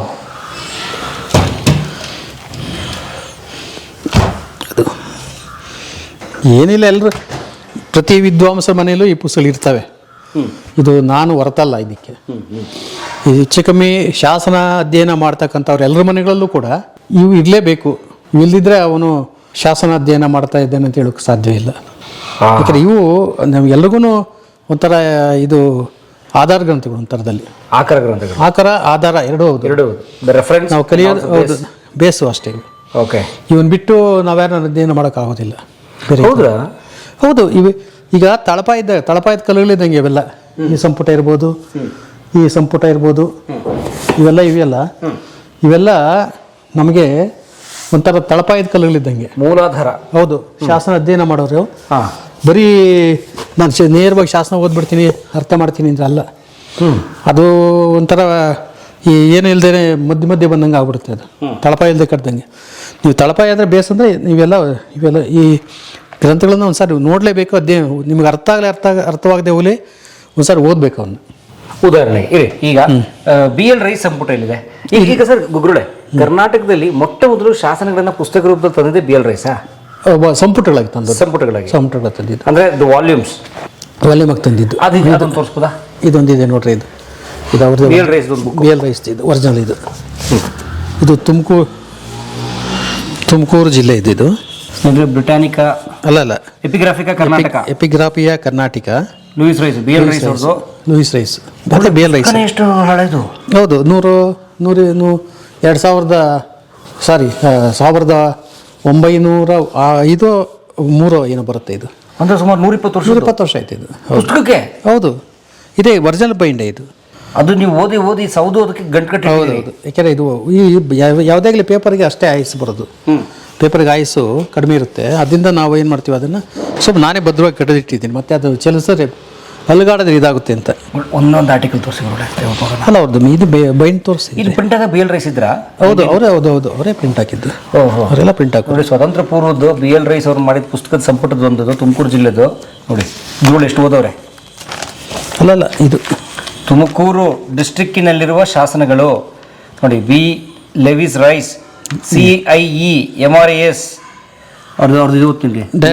late director of public instruction in Mysore and Coorg. ಇಲ್ಲ, ಇಲ್ಲಿದೆ ನೋಡ್ರಿ, archaeological fellow of university Madras, director of archaeological research in Mysore. 1904 ಪುಸ್ತಕ ಪ್ರಿಂಟ್ ಇದೆ ನೋಡಿ. ಎಪಿಗ್ರಾಫಿಕಾ ಕರ್ನಾಟಕ. ಸೊ ಇದು ಬಹುತೇಕ ಕನ್ನಡದ ಶಾಸನ ಅಧ್ಯಯನಕಾರರಿಗೆ ಮೂಲ ಗ್ರಂಥಗಳು. ಅಧ್ಯಯನ ಮಾಡೋರು ಯಾರೇ ಆಗಲಿ ಇವನು ಓದ್ದೆ ಮುಂದಕ್ಕೆ ಹೋಗೋಕ್ಕಾಗೋದಿಲ್ಲ. ಎಪಿಗ್ರಾಫಿಕಾ ಕರ್ನಾಟಕ. ಹೌದು, ಒಬ್ಬ ಪರಿಣಿತನಾಗಬೇಕಾದ್ರೆ ಸೊ ಇಂಥವನ್ನೆಲ್ಲ ಓದಲೇಬೇಕು. ಒಂದೇ ಒಂದು ಲೇಖನ ಓದೋಣ, ಒಂದೇ ಒಂದು ಶಾಸನ ಸುಮ್ಮನೆ ಸ್ಯಾಂಪಲ್ಗೆ ನಮ್ಮ ಪ್ರೇಕ್ಷಕರಿಗೆ ಹೇಗಿರುತ್ತೆ ಅಂತ ಗೊತ್ತಾಗಲಿಕ್ಕೆ. ಇದು ಕನ್ನಡ ತೆಗಿತೀನಿ. ಕನ್ನಡ ಬಂದ್ಬಿಡಿ. ಶಿರಾ ತಾಲೂಕು, ಚಿಕ್ಕನಾಯಕನಹಳ್ಳಿ ತಾಲೂಕು. ಇದು ಒಂದು ಯಾವ್ದಾದ್ರು ಒಂದು ಯಾವ್ದಾದ್ರು ಮಹತ್ವದ ಒಂದು ಯಾವ್ದಾರು ಒಂದು ಸಣ್ಣ ಶಿರಾ ತಾಲೂಕು. ಪಾವಗಡ. ಪಾವಗಡನೂ ಆಗ್ಬೋದು. ಪಾವಗಡ ಇಲ್ಲಿ ನೋಡಿ, ಪಾವಗಡ ತಾಲೂಕು, ಕಸ್ಬೆ ಹೋಬಳಿ, ಕಸ್ಬಿ ಕೋಟೆ ಒಳಗೆ ಈಶ್ವರ ದೇವಸ್ಥಾನದ ಬಳಿ. ಸರ್, ಗುರುಗಳೇ ನಂಗೆ ಆಶ್ಚರ್ಯ ಆಗ್ತಿರೋದು, BL ರೈಸು ತುಮಕೂರು ಜಿಲ್ಲೆಯ ಅಷ್ಟು ಭಾಗಗಳಿಗೆ ಹೋಗಿ, ಅಷ್ಟು ದೇವಾಲಯಗಳನ್ನು ಸಂದರ್ಶಿಸಿ, ಅಷ್ಟು ಕೋಟೆಗಳನ್ನು ನೋಡಿ, ಅಲ್ಲಿರುವ ಶಾಸನಗಳನ್ನು ಓದಿ, ಅವುಗಳ ಪ್ರತಿ ತಗೊಂಡು, ಅವುಗಳ ಕನ್ನಡ ವರ್ಷನೂ ಬರೆದು ಪ್ರಿಂಟ್ ಮಾಡಿರೋದು ಇಷ್ಟು ಕೆಲಸ. ಹೌದು, ಅವರೇ ಪೂರ್ತಿ ಹೋಗಿದ್ದಾರೆ ಅಂತಲ್ಲ, ಬೇರೆಯವ್ರು ತರ್ತಾ ಇದ್ರು. ಬಟ್ ಈಗ ಮನೆಗೊಬ್ಬ ಯಜಮಾನ ಅಂತ ಇರ್ತಾನಲ್ಲ, ಯಜಮಾನ್ ಥರ ಇರೋರು ಇವರು. ಅಂದರೆ ಎಲ್ಲ ಪ್ರತಿಯೊಂದನ್ನು ಗಮನಿಸೋರು ಇವರು. ಯಾವ್ದು ಬಂತು, ಯಾವ್ದು ಬಂದಿಲ್ಲ, ಪಾಠ ಹೇಗಿದೆ, ಪಾಠ ಸರಿ ಇದೆಯಾ ಇಲ್ವಾ ಅನ್ನೋದು. ಮತ್ತು ಇದು ಕನ್ನಡ ಅಕ್ಷರದಲ್ಲಿ ಬಂದಿದೆ. ಇದು ಇದ್ಯಾವುದು ಕಡಗತ್ತೂರ್ದು ಶಾಸನ. ಇದು ನಮ್ಮ ಇದು ಮಧುಗಿರಿ ತಾಲೂಕು ಅಲ್ಲ, ಇದು ಮಧುಗಿರಿ ತಾಲೂಕು, ಕಡಗತ್ತೂರು ತಾಲೂಕು ಇದು. ಸೊ ಇದನ್ನ ಏನು ಮಾಡ್ತಾರೆ ಇವರು, ಇವ್ರದ್ದು ವಿಶೇಷ ಇರೋದು ಅಂದರೆ, ಈಗ ಇದೇನಿದೆ ಇದು ಹಿಡ್ಕೊಳ್ಳಿ, ಬದ್ಧವಾಗಿ ಇಟ್ಕೊಂಡಿದ್ದೀನಿ. ಇಂಗ್ಲೀಷಲ್ಲೂ ಕೊಡ್ತಾರೆ ಅದನ್ನು. ಅಂದರೆ ನಾವು ಕನ್ನಡ ಓದಿದ್ವಲ್ಲ ಅದಷ್ಟು ಇಂಗ್ಲೀಷಲ್ಲೂ ಇರುತ್ತೆ. ಹೌದು, ಪಾವಗಡ, ಕಡಗತ್ತೂರು. ಈಗ ಮಧುಗಿರಿ ತಾಲೂಕು, ಕಡಗತ್ತೂರು ಇದು ಕನ್ನಡ ಆ ಲಿಪಿಲೂ ಕೊಡ್ತಾರೆ ಆ ಕಾಲಕ್ಕೇನೆ. English version. ಹೌದು, ಇಂಗ್ಲೀಷ್ ವರ್ಷನ್ ಅಲ್ಲ ಇದು ಇದಿರ್ತಕ್ಕಂಥದ್ದು ಏನು, ಈ ಮಾರ್ಕ್ಸ್, ಡಯಾಕ್ರಿಟಿಕ್ ಮಾರ್ಕ್ ಇರ್ತಕ್ಕಂಥದ್ದು. ಅಂದರೆ ಹೇಗಿರುತ್ತೋ ಹಾಗೆ ಓದ್ಬೋದು ನಾವು ಅದನ್ನು ಇಂಗ್ಲೀಷಲ್ಲಿ ನಾವು ಓದೋವಾಗ ಏನು ಮಾಡ್ತೀವಿ, ಜಿತಂ ಭಗವತ ಅಂತ ಹೇಳ್ತೀವಿ. ಇದು ಜಿತಂ ಭಗವತ ದೀರ್ಘ ಬರಬೇಕಿಲ್ಲಿ. ಸೊ ಅದನ್ನೆಲ್ಲ ಮಾರ್ಕ್ ಮಾಡ್ಕೊಂಡೋಗಿದ್ದಾರೆ ನೋಡ್ರಿ, ಇಲ್ಲೆಲ್ಲ ಮೇಲ್ಗಡೆ ಎಲ್ಲ ಇದು ಗತ ಗನ ಗಗನಾಭೇನ. ಸೊ ದೀರ್ಘ ರಸ್ವ ಎಲ್ಲೆಲ್ಲಿ ಬರುತ್ತೆ ಅಲ್ಲೆಲ್ಲ ಇದು ಮಾಡಿದ್ದಾರೆ ಅವರು, ಅಷ್ಟು ಆ ಕಾಲಕ್ಕೇನೆ ಇದು ಮಾಡಿದ್ದಾರೆ. ಇದ್ರ ಜೊತೆಗೆ ಅವ್ರು ಏನು ಮಾಡಿದ್ದಾರೆ, ಅದರ ಅನುವಾದನೂ ಕೊಟ್ಟಿದ್ದಾರೆ ಕನ್ನಡದಲ್ಲಿ ಅಲ್ಲ, ಇಂಗ್ಲೀಷಲ್ಲಿ. ಹೌದು, ಲಿಪಿಲಿ, ಕನ್ನಡ ಲಿಪಿಲಿ, ಇಂಗ್ಲೀಷ್ ಲಿಪಿಲಿ ಕೊಟ್ಟಿದ್ದಾರೆ. ಈಗ ಅದರ ಒರಿಜಿನಲ್ ಇಂಗ್ಲೀಷ್ ಟ್ರಾನ್ಸ್ಲೇಷನ್. ಹೌದು, ಯಪ್ಪ, ಇಷ್ಟು ಕೆಲಸ ಅವ್ರು ಮಾಡಿದ್ದಾರೆ ಒಂದು ಶಾಸನಕ್ಕೆ. ಹೌದು, ಒಂದು ಶಾಸನಕ್ಕೆ ಅವ್ರು ಸುಮ್ಮನೆ ಅದು, ಯಾಕೆಂದರೆ ಬರೀ ಇದಲ್ಲ, ಅವ್ರು ಯಾರು ನಮ್ಮ BL ರೈಸರು ಸುಮ್ಮನೆ ಏನೋ ಕೆಲಸ ಮಾಡಿಲ್ಲ. ಅವರು ಭಾಳಷ್ಟು ಈ ಥರದ ಕೆಲಸಗಳನ್ನು ಮಾಡಿ ನೋಡಿ, ಕಡಗತ್ತೂರು ತಾಲೂಕಿದು ನಂಬರ್ ಕೊಟ್ಟಿದ್ದಾರೆ. ಆ ನಂಬರ್ 110 ಮ್ಯಾಚ್ ಆಗ್ತದೆ ಕಂಪ್ಲೀಟ್. ಇದು ಕನ್ನಡ ಇಂಗ್ಲೀಷಲ್ಲೂ ಕೊಟ್ಟಿದ್ದಾರೆ. ಇದರಿಂದನೇ ನಮ್ಮ ಇದು ಕನ್ನಡ, ಇದು ನಮ್ಮ ದೇಶ, ನಮ್ಮ ಕರ್ನಾಟಕದ್ದು ಹೊರದೇಶಗಳಿಗೆ ಇದಾಗೋದಕ್ಕೆ ಕಾರಣ ಆಯ್ತು ಇದು. ಅಂದ್ರೆ ಕನ್ನಡ ಬರದೇ ಇರುವ ಬೇರೆ ದೇಶಗಳಿಗೆ, ರಾಜ್ಯಗಳಿಗೆ ಮತ್ತೆ ಕನ್ನಡ ಬರದೇ ಇರ್ತಕ್ಕಂಥವ್ರಿಗೆ, ಶಾಸನ ಓದೋಕ್ಕಾಗದೇ ಇರ್ತಕ್ಕಂಥವ್ರಿಗೆ ಇದು ಅನುವಾದ ಕೊಟ್ಬಿಟ್ರು ಅವ್ರಿಗೆ. ಅನುವಾದ ಮತ್ತು ಒಂದು ಸ್ಕ್ರಿಪ್ಟಲ್ಲಿ ಕನ್ನಡ ಸ್ಕ್ರಿಪ್ಟನ್ನು ರೋಮನ್ ಸ್ಕ್ರಿಪ್ಟಲ್ಲಿ ಕೊಟ್ಟರು, ಕನ್ನಡ ಸ್ಕ್ರಿಪ್ಟಲ್ಲಿ ಕೊಟ್ಟರು, ಮತ್ತು ಅನುವಾದ ಕೊಟ್ಟರು. ಇಷ್ಟು ಕೆಲಸ ಮಾಡ್ತಾರೆ ಅವರು. ಅಂದರೆ ಸಂಪುಟ ಅಂದರೆ ಈ ಮುಚ್ಚಿನಿ ಇದು ಬಂಗಾರಕ್ಕಿನ್ನ ಅಮೂಲ್ಯದು. ಬಂಗಾರ ಆದರೆ ಸಿಗಲ್ಲ. ಮತ್ತೆ ಸ್ನೇಹಿತರೆ, ಒಂದು ಶಾಸನ, ಉದಾಹರಣೆಗೆ ಹಲ್ಮಿಡಿ ಶಾಸನ ತಗೊಳ್ಳೋಣ ಗುರುಗಳೇ. ಈ ಉದಾಹರಣೆಗೆ ಹಲ್ಮಿಡಿ ಶಾಸನದ ಒಂದು ಕಲ್ಲಿದೆ ಅಂದರೆ ಅದರ ಯಥಾವತ್ತೊಂದು, ಆಮೇಲೆ ಅದರ ಕನ್ನಡದಲ್ಲಿ ಅದರದ್ದು ಅನುವಾದ ಏನದ ಅರ್ಥ ಅಂತ, ಇಂಗ್ಲೀಷಲ್ಲಿ ಅದರ ಯಥಾವತ್ತು, ಇಂಗ್ಲೀಷಲ್ಲಿ ಅದರ ಅನುವಾದ, ಇಷ್ಟನ್ನು ಮಾಡಿದ್ದಾರೆ. ಇಂಗ್ಲೀಷನ್ನು ರೋಮನ್ ಲಿಪಿಯಲ್ಲಿ ಓದೋದಕ್ಕೆ, ಕನ್ನಡ ಲಿಪಿಯಲ್ಲಿ ಏನು ಶಾಸನ ಇರುತ್ತೆ ಅದನ್ನು ರೋಮನ್ ಲಿಪಿಯಲ್ಲಿ ಓದೋದಕ್ಕೆ ಅನುಕೂಲವಾಗುವ ಹಾಗೆ ಡಯಾಕ್ರಿಟಿಕ್ ಮಾರ್ಕ್ ಪ್ಲಸ್ ಅನುವಾದ, ಇಷ್ಟು ಅವರ ಒಂದು ಮೆಥಡಾಲಜಿ ಇದರಲ್ಲಿ ಬಂದಿದ್ದು. ಮತ್ತು ಇದಕ್ಕೊಂದು ಇಂಟ್ರಡಕ್ಷನ್ ಕೊಟ್ಟರು, ಮುನ್ನುಡಿ ಬರೆದ್ರು. ಆ ಮುನ್ನುಡಿನೇ ಮುಂದೆ ಇತಿಹಾಸ ಬರೆಯೋದಕ್ಕೆ ಭಾಳ ಸಹಾಯ ಆಗಿದ್ದು ಇಲ್ಲಿನವ್ರಿಗೆ. ಏನು ಬರೆದ್ರು ಅಂದರೆ ಏನೇನು ಶಾಸನಲ್ಲಿ ಏನೇನು ಹೇಳ್ತಾ ಇದೆ, ಯಾವ ರಾಜನ ಕಾಲದ ದ್ವಾರ, ಯಾವ ರಾಜನ ಶಾಸನ ಎಲ್ಲೆಲ್ಲಿ ಸಿಗ್ತಾ ಇದೆ, ಅವನ ಮಗ ಯಾರು, ಅವರ ಅಪ್ಪ ಯಾರು, ಇದೆಲ್ಲ ಗೊತ್ತಾಗೋದಕ್ಕೆ ಇದೇ ಕಾರಣ ಆಯಿತು. ಇವರ ಶಾಸನಗಳಲ್ಲಿರ್ತಕ್ಕಂಥ ವಿವರಣೆಗಳು. ಸೊ ಅದರಿಂದ ಅದು ನಮಗೆ ಬೇಸಾಯಿತು. ಅಥವಾ ಬ್ರಿಟಿಷ್ ಆಫೀಸರ್, ಬ್ರಿಟಿಷ್ ಆಫೀಸರ್. ಇದಕ್ಕೆ ಬ್ರಿಟಿಷ್ ಸರ್ಕಾರ ಫಂಡ್ ಮಾಡಿತ್ತು? ಇಲ್ಲ, ನಮ್ಮ ಮಹಾರಾಜರು ಫಂಡ್ ಮಾಡಿದ್ರು. ಯಾರು? ಮೈಸೂರು ಅವರು. ಹೌದು, ಮೈಸೂರು ನಾಲ್ವಡಿ ಪ್ರಭುಗಳಿಗಿಂತ ಮೊದಲು ಇದ್ರಲ್ಲ, ಚಾಮರಾಜ ಒಡೆಯರ್ ಇದ್ರು, ಹೌದು ಅವರಿದ್ರು. ಆಮೇಲೆ ಅವ್ರು ಬಂದ್ಮೇಲೆ ನಾಲ್ವಡಿಯವರು ಎಲ್ಲ ಇದು ಮಾಡಿ, ನಾಲ್ವಡಿಯವ್ರ ಕಾಲಕ್ಕೆ ಬಹುಶಃ ಇವರು ಇರಲಿಲ್ಲ. 1904 ಇದ್ರು ಅನ್ಸುತ್ತೆ, ನನಗೆ ಗೊತ್ತಿಲ್ಲ ಅದು ಮೈಸೂರು ಇತಿಹಾಸ. ಬಟ್ ಮೈಸೂರು ರಾಷ್ಟ್ರೀಯದಲ್ಲಿ ಇವ್ರು ಮಾಡಿದ್ದು ಅದನ್ನು. ಮೈಸೂರು ಅಂಡ್ ಕೂರ್ಗ್ ಎರಡು ಸೇರಿಸ್ಕೊಂಡು ಮಾಡ್ತಾರೆ ಇವರು. ಸೊ BL ರೈಸ್ ಮಾಡಿದ ಏನನ್ನ, ಮೈಸೂರು ಮತ್ತು ಕೊಡಗು, ಇವತ್ತಿನ ಕೊಡಗು ಜಿಲ್ಲೆ, ಮೈಸೂರು ಜಿಲ್ಲೆ ಅಲ್ಲ, ಮೈಸೂರು ರಾಜ್ಯ, ಮೈಸೂರು ಸಂಸ್ಥಾನ, ಹಳೆ ಸಂಸ್ಥಾನ. ಯಾಕಂದ್ರೆ ಅದು ಮಂಗಳೂರಿಗೂ ಇತ್ತು. ಹೌದು, ಇದು ಕೊಳ್ಳೇಗಾಲ ಬಿಟ್ಟು ಈ ಕಡೆ ತರೀಕೆರೆ ಗಂಟ ಇತ್ತು. ಆಮೇಲೆ ಮಂಗಳೂರು ಬಿಟ್ಟು, ಉತ್ತರ ಕನ್ನಡ ಬಿಟ್ಟು, ಬರೀ ಶಿವಮೊಗ್ಗ ಚಿತ್ರದುರ್ಗ, ಆಮೇಲೆ ಕೋಲಾರ, ಅದಾದಮೇಲೆ ಬೆಂಗಳೂರು, ಮಂಡ್ಯ, ಮೈಸೂರು. ಮಂಡ್ಯ ಇರಲಿಲ್ಲ, ಮಂಡ್ಯ ಮೈಸೂರಲ್ಲೇ ಸೇರ್ಕೊಂಡಿದ್ದಾಗ. ಮೈಸೂರು, ಹಾಸನ, ಚಾಮರಾಜನಗರ, ಚಿಕ್ಕಮಗಳೂರು, ಆಮೇಲೆ ಇದು ಇಷ್ಟು ಆಮೇಲೆ ಕೊಡಗು ಇದ್ರ ಜೊತೆಗೆ ಒಟ್ಟು 9 ಜಿಲ್ಲೆಗಳು. ಆ 9 ಜಿಲ್ಲೆಗಳದ್ದು ಅವ್ರು ಮಾಡ್ತಾರೆ. ಇಷ್ಟು ಭಾಗದ ಅಷ್ಟು ಶಾಸನಗಳನ್ನ ಒಂದು ಕಡೆ ದಾಖಲಿಸಿದ್ದ ಮಹಾತ್ಮ ಮೊದಲಿಗೆ ಫಸ್ಟ್ ಟೈಮ್ ಅದು ಜಿಲ್ಲಾವಾರು ಎಲ್ಲೂ ಆಗಿರಲಿಲ್ಲ. ನಮ್ಮ ಇಡೀ ಇಂಡಿಯಾದಲ್ಲಿ ಎಲ್ಲೂ ಕೂಡ ಜಿಲ್ಲಾವಾರು ಆಗಿರಲಿಲ್ಲ. ಇವರೇ ಮೊದಲಿಗೆ ಜಿಲ್ಲಾವಾರು ಮಾಡಿದ್ದು ಸಮಗ್ರ ಅಂದರೆ ಒಂದೆರಡು ಇವಾಗಲೂ ಸಿಗ್ತಾ ಇವೆ. ಆ ಕಾಲಕ್ಕೆ ಎಷ್ಟು ಸಿಗ್ಬೋದು, ಎಷ್ಟು ದೊರೀತಾ ಇತ್ತು ಅಷ್ಟನ್ನು ಅವ್ರು ಇದು ಮಾಡಿದ್ದಾರೆ. ಅದು ಅಬ್ಬಾ, ಎಷ್ಟು ಪುಟ್ ಸಂಪುಟಗಳು ಇಂಥವು ಅದೇ ಇದು 12 ಇದ್ದು, ಇದು 12 ಪುಸ್ತಕ ಇಂಥವು. ಹೌದು, ಇದು 12 ಇದು ತುಮಕೂರು. ಸೊ ಈ ಥರದ ಇದನ್ನು ಮಾಡಿ ಅವತ್ತಿನ ರಾಜರಿಗೆ ಮನವೊಲಿಸಿ ಇದಾಗಬೇಕಾಗಿರೋ ಕೆಲಸ ಅಂತ ಹೇಳಿ ಮಾಡಿದ್ದಾರಲ್ಲ. ಹೌದು, ಮಾಡಿದ್ರು ಅವರು ಅದನ್ನು. ಮತ್ತು ನಮ್ಮ ರಾಜರು ಕೂಡ ಪ್ರೋತ್ಸಾಹ ಕೊಟ್ಟರು. ನಮ್ಮ ಮೈಸೂರು ರಾಜರು ಕೂಡ ಇಂಥದ್ದಕ್ಕೆ ಪ್ರೋತ್ಸಾಹ ಕೊಟ್ಟಿದ್ದಕ್ಕೇ ಈ ಥರದ್ದೆಲ್ಲ ಕೆಲಸ ಆಗೋದಕ್ಕೆ ಕಾರಣ ಆಯ್ತದೆ. ಇಲ್ಲಾಂದರೆ ಪ್ರೋತ್ಸಾಹ ಕೊಡದೇ ಇದ್ದರೆ ಏನಾಗೋದು? ಅದು ಏನೂ ಇಲ್ಲ. ಈಗ ಬೇರೆ ರಾಜರೆಲ್ಲ ಬೇಟೆ ಆಡೋದು, ತಿನ್ನೋದು, ಕುಡಿಯೋದು ಇದರಲ್ಲೇ ಕಳೆದ್ರು. ಇಂಥವಕ್ಕೆಲ್ಲ ಹೆಚ್ಚಿಗೆ ಇದೇನು ಕೆಲಸ ಕೊಡಲಿಲ್ಲ, ಮಹತ್ವ ಕೊಡಲಿಲ್ಲ. ಮತ್ತು ಈವನ್ ಬ್ರಿಟಿಷ್ ಸರ್ಕಾರದಲ್ಲೂ ಕೊಡಲಿಲ್ಲ ಆ ಥರ. ಬ್ರಿಟಿಷ್ ಸರ್ಕಾರದಲ್ಲೂ ಕೂಡ ಅವರ ಆಫೀಸರ್ಸು ಅವರ ಒಂದು ಬಿಡುವು ಕಾಲದಲ್ಲಿ ಏನು ಬೇಕೋ ಅದನ್ನು ಅವ್ರು ಮಾಡ್ಕೊಂಡ್ರು ಅಷ್ಟೇ ಹೊರತು ಈ ಥರ ಒಂದು ಡೆಡಿಕೇಟ್ ಕೆಲಸ ಮಾಡೋದಕ್ಕೆ ಅವ್ರಿಗೆ ಬಿಡಲಿಲ್ಲ. ಒಂದು ಅಕಾಡೆಮಿಕ್ ಶಿಸ್ತಲ್ಲಿ ಮಾಡೋಕ್ಕಾಗಲಿಲ್ಲ, ಅದಕ್ಕೆ ಆಗಲಿಲ್ಲ. ಇವತ್ತಿಗೂ ತಮಿಳ್ನಾಡಲ್ಲಿ ಆಗಲಿಲ್ಲ ಈ ಥರದ್ದು. ಇಷ್ಟೆಲ್ಲ ಹೊಡ್ಕೊಳ್ತಾರೆ ಅವರು. ನಾವು ಏನು ಹಳಬ್ರು ಹಂಗೆ ಹಿಂಗೆ. ಇವತ್ತು ಜಿಲ್ಲಾ ಸಂಪುಟಗಳಲ್ಲಿ ಇಲ್ಲ, ಜಿಲ್ಲಾವಾರು ಸಂಪುಟ ಇಲ್ಲ. ಎಲ್ಲ ಒಂದೊಂದು ಕಡೆ ಮನೆ. ತಿರುನೆಲ್ವೇಲಿ ಜಿಲ್ಲೆ, ಪುದುಕೋಟೆ ಡಿಸ್ಟ್ರಿಕ್ಟ್ ಅಂತ ಪುದುಕೋಟೆ ರಾಜರು ಮಾಡಿದ್ದು. ಸೊ ಅಷ್ಟೇ ಅಲ್ಲಲ್ಲಿ ಇದೆ ಅಷ್ಟೇ ಹೊರತು ಈ ಥರ ನಮ್ಮ ವ್ಯವಸ್ಥಿತವಾದಂಥ ಜಿಲ್ಲಾ ಸಂಪುಟಗಳು ಅಲ್ಲಿಲ್ಲ. ಇಡೀ ದಕ್ಷಿಣ ಕರ್ನಾಟಕದ ಜಿಲ್ಲಾ ಸಂಪುಟ ಹೇಗೆ BL ರೈಸ್ ಮಾಡಿದ್ರೆ ಹಂಗಿಲ್ಲ, ಇಲ್ಲ. ಇದು ಒಂದು ವಿಶೇಷ ನಮ್ಮಲ್ಲಿ, ನಮ್ಮ ಕರ್ನಾಟಕದ್ದು. ಅದಕ್ಕೆ ಕರ್ನಾಟಕದ್ದು ಎಕ್ಸ್ಪೋಸ್ ಆಗಿದೆ ಚೆನ್ನಾಗಿ. ಓಕೆ. ಆದರೆ ಏನು ಮಾಡೋದು, ನಮ್ಮಲ್ಲಿ ಈ ಮಾಡರ್ನ್ ಹಿಸ್ಟ್ರಿ ಡಿಪಾರ್ಟ್ಮೆಂಟ್ಗಳು ಬಂದುಬಿಟ್ಟು ಇವಕ್ಕೆ ಅಷ್ಟು ಮರ್ಯಾದೆ ಕೊಡೋದಿಲ್ಲ ಅವರು. ಮಾಡರ್ನ್ ಹಿಸ್ಟ್ರಿಗೆ ಓದೋಕೆ ಬರೋದಿಲ್ಲ. ಮಾಡರ್ನ್ ಹಿಸ್ಟ್ರಿಯವರಿಗೆ ಶಾಸನ ಸಂಪುಟಗಳನ್ನ ಓದೋದಕ್ಕೆ ಬರೋದಿಲ್ಲ. ಏನೋ 100ರಲ್ಲಿ ಒಬ್ಬ ಪ್ರೊಫೆಸರ್ ಓದ್ಬೋದು ಅಷ್ಟೇ.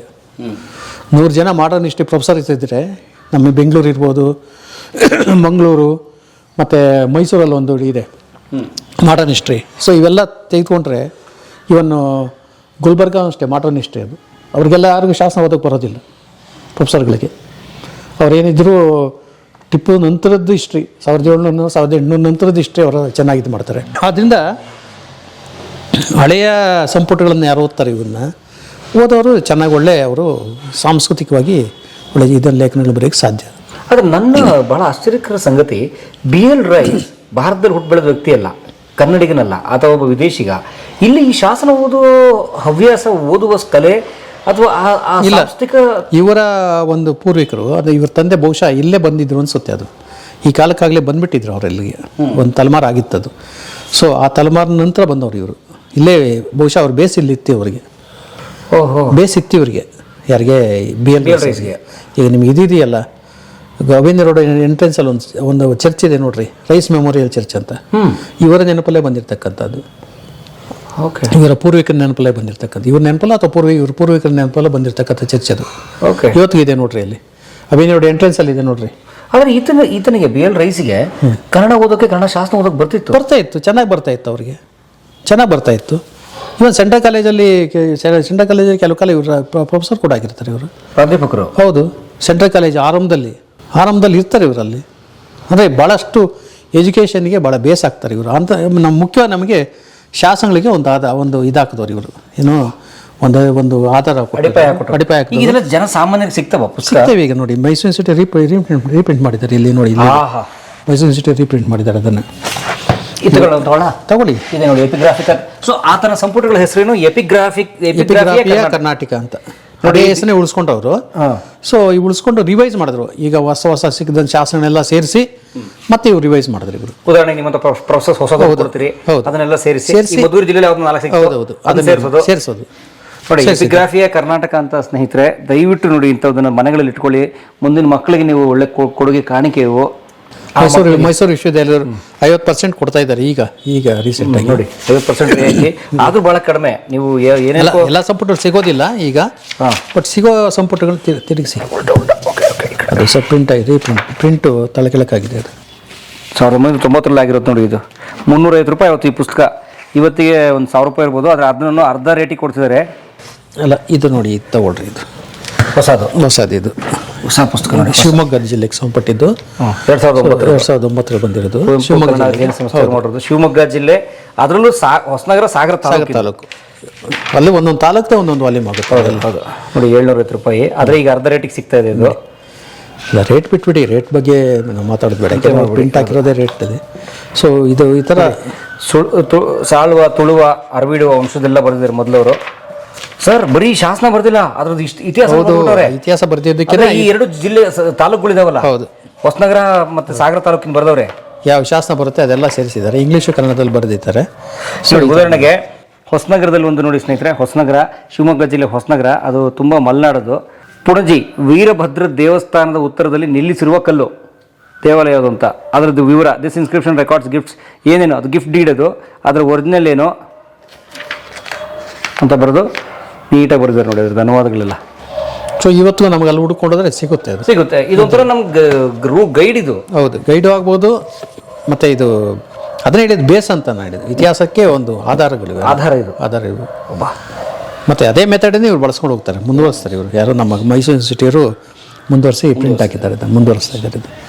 ಸೊ ಆ ವಿಷಯದಲ್ಲಿ ಈ ಸ್ವಲ್ಪ ಸರ್ಕಾರ ಆವಾಗ ಜವರೇಗೌಡರಿದ್ದಾಗ ಇದನ್ನು ಈ ಸ್ಕೀಮ್ ತಗೊಂಡ್ರು. ಸೊ ಅದು ರೀಪ್ರಿಂಟ್ ಆಗ್ತಾ ಇದೆ, ಅದು ಪ್ರಿಂಟ್ ಆಗ್ತಾ ಇದೆ, ಇನ್ನೂ ಆಗ್ತಾ ಇದೆ, ಇನ್ನೂ ಮಾಡೋದು ಕೆಲಸ ಮಾಡ್ತಾ ಇದೆ. ಆಯಾ ವಿಶ್ವವಿದ್ಯಾನಿಲಯಗಳ ಪ್ರಸಾರಾಂಗಗಳನ್ನು ನೀವು ಸಂಪರ್ಕಿಸಿದ್ರೆ, ಪ್ರಸಾರಾಂಗಗಳಿಗೆ ಹೋದರೆ ನೀವು ಅಲ್ಲಿ ದಯವಿಟ್ಟು ಕಾಂಟ್ಯಾಕ್ಟ್ ಮಾಡಿ ಸಿಗ್ತವೆ. ಆ್ಯಂಡ್ ಭಾಳ ಮುಖ್ಯವಾಗಿ ಮೈಸೂರು ಯೂನಿವರ್ಸಿಟಿ, ಎಲ್ಲ ಯೂನಿವರ್ಸಿಟಿಗಳಲ್ಲಿ ಇಲ್ಲ, ಮೈಸೂರು ಯೂನಿವರ್ಸಿಟಿ, ಶಿವಮೊಗ್ಗ ಯೂನಿವರ್ಸಿಟಿಗಳಿಗೆ ನೀವು ಹೋದರೆ ದಯವಿಟ್ಟು ಅಲ್ಲಿ ಏನೋ ಪ್ರವಾಸಿ ತಾಣ ನೋಡೋ ಜೊತೆಗೆ ಅಲ್ಲಿನ ವಿಶ್ವವಿದ್ಯಾನಿಲಯಗಳ ಪ್ರಸಾರಾಂಗಗಳಿಗೆ ಹೋಗಿ. ಅಲ್ಲಿ ಬೇರೆ ಸಿಗ್ತವೆ, ಅಲ್ಲಿ ಪುಸ್ತಕ ತಗೊಳ್ಳುವ, ಓದುವ, ನೋಡುವ, ಗ್ರಂಥಾಲಯ ಭೇಟಿ ಮಾಡುವ ಸಂಸ್ಕೃತಿ ಕೂಡ ಹೆಚ್ಚಾಗಬೇಕು ನಮ್ಮಲ್ಲಿ. ನೈಸ್ ಗುರುಳೆ. ಸೊ ನೀವು ಇದನ್ನ ಬರೀ ವಿದ್ಯಾರ್ಥಿಯಾಗಿದ್ದಾಗ ಎಕ್ಸಾಮ್ಗೆ ಓದ್ಬಿಟ್ಟೆ ಅಂತಲ್ಲ, ಇಲ್ಲ, ಮತ್ತೆ ಹೋಗ್ತಾ ಇರ್ತೀವಿ, ನೋಡ್ತಾ ಇರ್ತೀನಿ, ಓದ್ತಾ ಇರ್ತೀನಿ, ಮತ್ತೆ ರೆಫರೆನ್ಸ್ ಮಾಡ್ತಾ ಇರ್ತೀವಿ. ಇವು ರೆಫರೆನ್ಸ್ ಪುಸ್ತಕಗಳಿವೆಲ್ಲ. ಈಗ ಅವ್ರದ್ದು ಯಾರ್ದೋ ಏನೋ ಕೇಳ್ತಾರೆ 2 ಜನ, ಸರ್ ನಮ್ಮೂರದ್ದು ಈ ಥರ ಸಿಕ್ಕಿದೆ ಅಂತ. ಮೊದಲು ಇದನ್ನು ನೋಡ್ತೀವಿ, ಇದ್ರಲ್ಲಿ ಪ್ರಕಟ ಆಗಿಲ್ಲ ಅಂತ ಗೊತ್ತಾದ ತಕ್ಷಣವೇ ನಾವು ಆಮೇಲೆ ಯೋಚನೆ ಮಾಡ್ತೀವಿ, ಇದು ಪ್ರಕಟ ಆಗಿಲ್ಲ ಅನ್ನೋದಾದರೆ ಬಹುಶಃ ಅದು ಅಪ್ರಕಟಿತ ಇರಬೇಕು ಅಂತ. ಮತ್ತು ಇನ್ನೆಲ್ಲೆಲ್ಲರೂ ಹುಡುಕ್ತೀವಿ ನಾವು ಬೇರೆ ಬೇರೆ ಕಡೆಗಳಲ್ಲಿ. ಅವು 2-3 ಕಡೆಗಳು ಹುಡುಕ್ದಾಗ ಗೊತ್ತಾಗ್ಬಿಡುತ್ತೆ ನಮಗೆ, ಅದು ಪ್ರಕಟನೋ ಅಪ್ರಕಟಿತನೋ ಅಂತ. ಅಪ್ರಕಟಿತ ಅಂದರೆ ಇಮಿಡಿಯೇಟಾಗಿ ಅದನ್ನು ಶಾಸನ ತರ್ತೀವಿ, ಅಥವಾ ತರ್ತಾರೆ ನಮ್ಮ ವಿದ್ಯಾರ್ಥಿಗಳು ಅಥವಾ ಆಸಕ್ತರು ಯಾರೋ ತರ್ತಾರೆ, ತಂದು ಅದನ್ನು ಪ್ರಕಟ ಮಾಡ್ತಾರೆ, ಪ್ರಕಟಿಸ್ತಾರೆ. ಅದು ಈ ಥರ ಮತ್ತೆ ರಿವೈಸ್ಡ್ ಎಡಿಷನ್ ಯಾವತ್ತು ಮುಂದೆ ಬೇರೆ ಬೇರೆ ಈಗ ನಮ್ಮ ಇತಿಹಾಸ ದರ್ಶನದಲ್ಲಿ ಬರ್ತವೆ, ಬೇರೆ ಬೇರೆ ಅದಕ್ಕಾಗಿ ಮೀಸಲಾಗಿರ್ತಕ್ಕಂಥ ಅನೇಕ ಇವಿವೆ, ಇದು ಪೀರಿಯಾಡಿಕಲ್ಸು, ಅವುಗಳಲ್ಲಿ ಬರ್ತವೆ ಇವೆಲ್ಲ. ಯಾಕೆ ಇವೆಲ್ಲ ಅಂದರೆ ಬಹಳ ಮೂಲಭೂತವಾಗಿ ಜನ ಒಂದು ಪ್ರಶ್ನೆ ಕೇಳ್ಬೋದು, ಪ್ರೊಫೆಸರ್ ಇದೆಲ್ಲ ಯಾಕೆ ಪ್ರೊಫೆಸರ್, ನಾವು IT-BT ಮಾಡಿಕೊಂಡು ಜಾಬು ಗೀಬು ಮಾಡಿಕೊಂಡು ಮೆಟ್ರೋ ರೈಲು ಗೀಲ್ ಹಾಕ್ಕೊಂಡು ಇಲ್ಲ ಬೆಳಗಿಳೆ ಬೆಳ್ಕೊಂಡು ತಿನ್ಕೊಂಡಿರ್ತೀವಿ, ಈ ಎಪಿಗ್ರಾಫಿಯ ಕರ್ನಾಟಕ, ಶಾಸನ, ಸಂಪುಟ, ಕಲ್ಲು, ಹಳೆಗನ್ನಡ, ಯಾಕೆ ಇವೆಲ್ಲ, ಏನು ಇದರಿಂದ ಲೌಕಿಕ ಬದುಕಿಗೆ ಏನು ಉಪಯೋಗ ಅಂತಾರೆ ಕೇಳಿದರೆ? ಈಗ ಆ ಥರ ಅನ್ನುವಾಗ ನೀವು ಒಂದು ಮೂಲಭೂತವಾಗಿ ಒಂದು ಇದನ್ನು ನೋಡಬೇಕು. ಇವತ್ತು ಅಮೇರಿಕಾದ ಜನ ಬೆಳಗ್ಗೆ ಹೇಳ್ತಾರೆ, ತಿಂತಾರೆ, ಕೆಲಸ ಮಾಡ್ತಾರೆ, ಸಾಯಂಕಾಲ ಬಂದು ಮಲಗ್ತಾರೆ. ಒಂದು ಪವಿತ್ರವಾಗಿರ್ತಕ್ಕಂಥ ಒಂದು ಜಾಗ ಹೇಳ್ರಿ, ಯಾವ್ದಾರು ಒಂದು ಊರು ಇಂಥ ಪವಿತ್ರವಾದಂಥ ಜಾಗ ಅಮೇರಿಕಾದಲ್ಲಿ ಇದೆಯಾ ನೋಡ್ರಿ, ದೈವಿಕವಾದಂಥ ಒಂದು ಪವಿತ್ರವಾದಂಥ ಒಂದು ಜಾಗ ಹೇಳ್ರಿ. ಇಲ್ಲ, ಇಟಲಿಲಿ ಒಂದು 50 ಇರ್ಬೋದು, ಭಾರತದಲ್ಲಿ 100 ಇವೆ, ಆ ಥರದವು ಸಾವಿರಾರು ಇವೆ. ಸೊ ಇಲ್ಲಿ ಬೆಳಗ್ಗೆ ಹೇಳ್ತಾ ತಿನ್ನೋದಿಲ್ಲ, ಬೆಳಗ್ಗೆ ಹೇಳ್ತಾ ತಿನ್ನೋದು ಒಂದೇ ಅಲ್ಲ ಮುಖ್ಯ ಅವರಿಗೆ. ಸೊ ಅದ್ರ ಜೊತೆಗೆ ಆಧ್ಯಾತ್ಮವನ್ನು ಬೆಳೆಸ್ಕೊಳ್ತಾರೆ, ಜೀವನ ಶೈಲಿನೂ ಕೂಡ ವ್ಯತ್ಯಾಸ ಆಗುತ್ತೆ. ನಿಮಗೆ ಇಡೀ ವಿಶ್ವನೇ ಅಥವಾ ಅಮೇರಿಕಾನೇ ಎಲ್ಲಿ ಆರ್ಥಿಕವಾಗಿ ಮುಗ್ಗಿಸ್ತಾ ಇದ್ದ ಸಂದರ್ಭದಲ್ಲಿ ನಿಂತಿದ್ದು ಆಫ್ರಿಕಾ ದೇಶ ಮತ್ತು ನಮ್ಮ ಇಂಡಿಯಾನೇ, ಅಥವಾ ಚೈನಾ ಇಟ್ಕೊಂಡ್ರೆ ನಾವು ಯಾಕೆಂದರೆ ಇಲ್ಲಿರೋ ಅಷ್ಟು ನಮಗೆ ಈ ಥರದ ಒಂದು ಸೆಂಟರ್ಸ್ ಇವೆಯಲ್ಲ, ಈ ಕಲ್ಚರಲ್ ಸೆಂಟರ್ಸ್ ಇವೆಯಲ್ಲ, ಈ ಕಲ್ಚರ್ ಸೆಂಟರ್ಸು ನಮ್ಮ ಜೀವನವನ್ನು ರೂಪಿಸ್ತವೆ, ನಮ್ಮನ್ನು ಆ ಕಡೆ ಈ ಕಡೆ ಹೋಗಿ ಬಿಡೋದಿಲ್ಲ ಅವು. ಸೊ ನಾವು ತಿಳ್ಕೊಳ್ಬೇಕಾದ್ರೆ ಇವು ಬೇಕೇ ಬೇಕು. ಇವನ್ನ ಆ ಥರದ್ದು ನಮ್ಮ ಜೀವನ ಶೈಲಿ ಹೇಗಿತ್ತಪ್ಪ ಹಿಂದಿನಿಂದ ಅನ್ನೋದಕ್ಕೆ, ಯಾಕೆ ನಾವು ಈ ಥರ ಇವತ್ತಿದ್ದೀವಿ ಅನ್ನೋದಾದರೆ ಇವುಗಳಿಗೂ ಹೋಗ್ಬೇಕು ನಾವು ತಿಳ್ಕೊಳ್ಬೇಕಾದ್ರೆ. ಸೊ ಇವತ್ತು ನಮ್ಮ ಆರ್ಥಿಕ ಸ್ಥಿತಿ ಇವತ್ತು ಕೂಡ ಎಂಥದ್ದು, ನಾನು ರಾಜಕೀಯ ಮಾತಾಡೋದಿಲ್ಲ ಇಲ್ಲಿ, ಎಷ್ಟೇ ಇದಾದರೂ ಕೂಡ ಇವತ್ತಿಗೂ ಕೂಡ ಯಾಕೆ ನಾವು ಅಷ್ಟು ಸ್ಟ್ರಾಂಗ್ ಆಗಿದ್ದೀವಿ, ಅಮೇರಿಕನ್ ಬೇಕಾದ್ರೆ ಇದ್ದೀವಿ ಅಥವಾ ಎದುರಿಸ್ತಾ ಇದ್ದಾರೆ ಅನ್ನೋದಾದರೆ ನಮ್ಮ ಬೇಸ್ ಇವೆಯಲ್ಲ, ಬೇಸ್ ಭಾಳ ನಮ್ಮ ಮುಖ್ಯ. ಆ ಬೇಸಿಗೆ ಇವು ಕಾರಣ, ಇವ್ರು ಹಾಕಿರೋ ಬೇಸಗಳಲ್ಲೇ ನಾವು ಮುಂದಕ್ಕೆ ಬರ್ತಾ ಇರ್ತಕ್ಕಂಥದ್ದು. ಇದನ್ನು ಭಾಳ ಜನ ತಿಳ್ಕೊಳ್ತಾ ಇಲ್ಲ. ಇದನ್ನು ತಿಳ್ಕೊಳ್ತಾ ಇಲ್ಲ ಯಾರನ್ನು. ಈ ಬೇಸಲ್ಲಿ ನಾವು ಬರ್ತಾ ಇರೋದಕ್ಕೇ ನಮಗೆ ಒಂದು ಸಸ್ಟೈನಬಿಲಿಟಿ ಬಂದಿರೋದು. ಒಂದು ಜೀವನ ರೀತಿಗಳನ್ನು ಎದುರಿಸ್ತಕ್ಕಂಥದ್ದು ಇರ್ಬೋದು, ಇನ್ನೊಂದಿರ್ಬೋದು ಬಂದಿರತಕ್ಕಂಥದ್ದು. ಸೊ ನಮ್ಮ ಇತಿಹಾಸಕ್ಕೆ ಇವುಗಳ ಕೊಡುಗೆ ಭಾಳ ಮುಖ್ಯ ಇದೆ. ಯಾವ ರಾಜರು ಹೇಗೆ ಬಾಳದ್ರು ಎಂಬತಕ್ಕಂಥದ್ದು. ಇವತ್ತು ನಮ್ಮ ರಾಜರು ಮೊದಲು ಹಿಂದಿನವ್ರು ಹೇಗಪ್ಪ ಬಾಳದ್ರು, ಹಿಂದಿನವ್ರು ಅವ್ರು ಹೇಗೆ ಬದುಕಿದ್ರು. ಸೊ ಇದನ್ನ ಇಟ್ಕೊಂಡೇ ಮುಂದಿನವರು ಹೋಗ್ತಾ ಇರೋದು. ತಮ್ಮದೇ ಆದಂಥ ಮಾರ್ಗನ ಇಟ್ಕೊಂಡು ಯಾರೂ ಹೋಗ್ತಾ ಇಲ್ಲ ಇಲ್ಲಿ. ಓಕೆ, ಅದಕ್ಕೆ ಅದು ಅಂಥ ವಿಷಯಗಳನ್ನ ಹೇಳ್ತಕ್ಕಂಥದ್ದು ಇದು. ಅಂದರೆ ಇವತ್ತಿನ ಬದುಕಿಗೆ, ಇವತ್ತಿನ ನಮ್ಮ ದಿನನಿತ್ಯದ ಬದುಕಿಗೂ ಕೂಡ ಇವು ಕೊಡುಗೆ ಕೊಟ್ಟಿವೆ. ಒಂಥರ ದಾರಿ ತೋರಿಸ್ತಾ ಇವೆ ಅವು. ಒಂದು ನ್ಯಾಯದ ರೀತಿಯಲ್ಲಿ ಇರ್ಬೋದು, ಯಾವ ಥರ ನ್ಯಾಯಪಾಲನೆ ಇರ್ತಾ ಇತ್ತು, ಯಾವ ಥರ ಬೇರೆ ಬೇರೆ ಅಂಶಗಳನ್ನು ಇದು ಮಾಡ್ಕೊಂಡು ಹೋಗ್ತಾ ಇದ್ರು. ಸೊ ಈ ಥರದ ಅನೇಕ ವಿಷಯಗಳನ್ನು ನಾವು ಇದನ್ನು ತಿಳ್ಕೊಳ್ಬೋದು ಇದರಲ್ಲಿ ಶಾಸನಗಳಲ್ಲಿ. ನಮ್ಮ ಹಿಂದೆ ಒಂದು ಆರ್ಥಿಕ ಸ್ಥಿತಿ ಹೇಗಿತ್ತು, ಅದು ನಮ್ಮದು ಒಂದು ದೇವಾಲಯ ರಚನೆ ಹೇಗಿತ್ತು, ದೇವಾಲಯದ ಸುತ್ತಲೂ ನಾವು ಹೇಗೆ ಬದುಕ್ತಾ ಇದ್ವಿ, ಮತ್ತು ನಮ್ಮ ವ್ಯವಸಾಯ ಇತ್ಯಾದಿಗಳ ಮಧ್ಯೆನೇ ಉಳಿದವರು ಹೇಗೆ ಬದುಕ್ತಾ ಇದ್ರು, ಅದನ್ನು ನಂಬಿಕೊಂಡು ಅದನ್ನು ಅವಲಂಬಿಸ್ತಾ ಇದ್ದಂತಲ್ಲ ಆಯ್ಗಾರರು, 12 ಜನ ಆಯ್ಗಾರರು ಅವ್ರು ಹೇಗಿದ್ರು, ಅದೆಲ್ಲ ತಿಳ್ಕೊಬೇಕಾದ್ರೆ ಇದೇ ಬೇಕು ನಮಗೆ. ಅದೆಲ್ಲ ಬಿಟ್ಟು ಬರೀ ಇವತ್ತಿನ ಮಾತ್ರ ಬದುಕ್ತೀನಿ ಅಂತಂದರೆ ಹೋಗೋದಿಲ್ಲ, ಅದು ಹೋಗ್ತಾ ಇದೆ ಎಲ್ಲ ಅಷ್ಟೇ.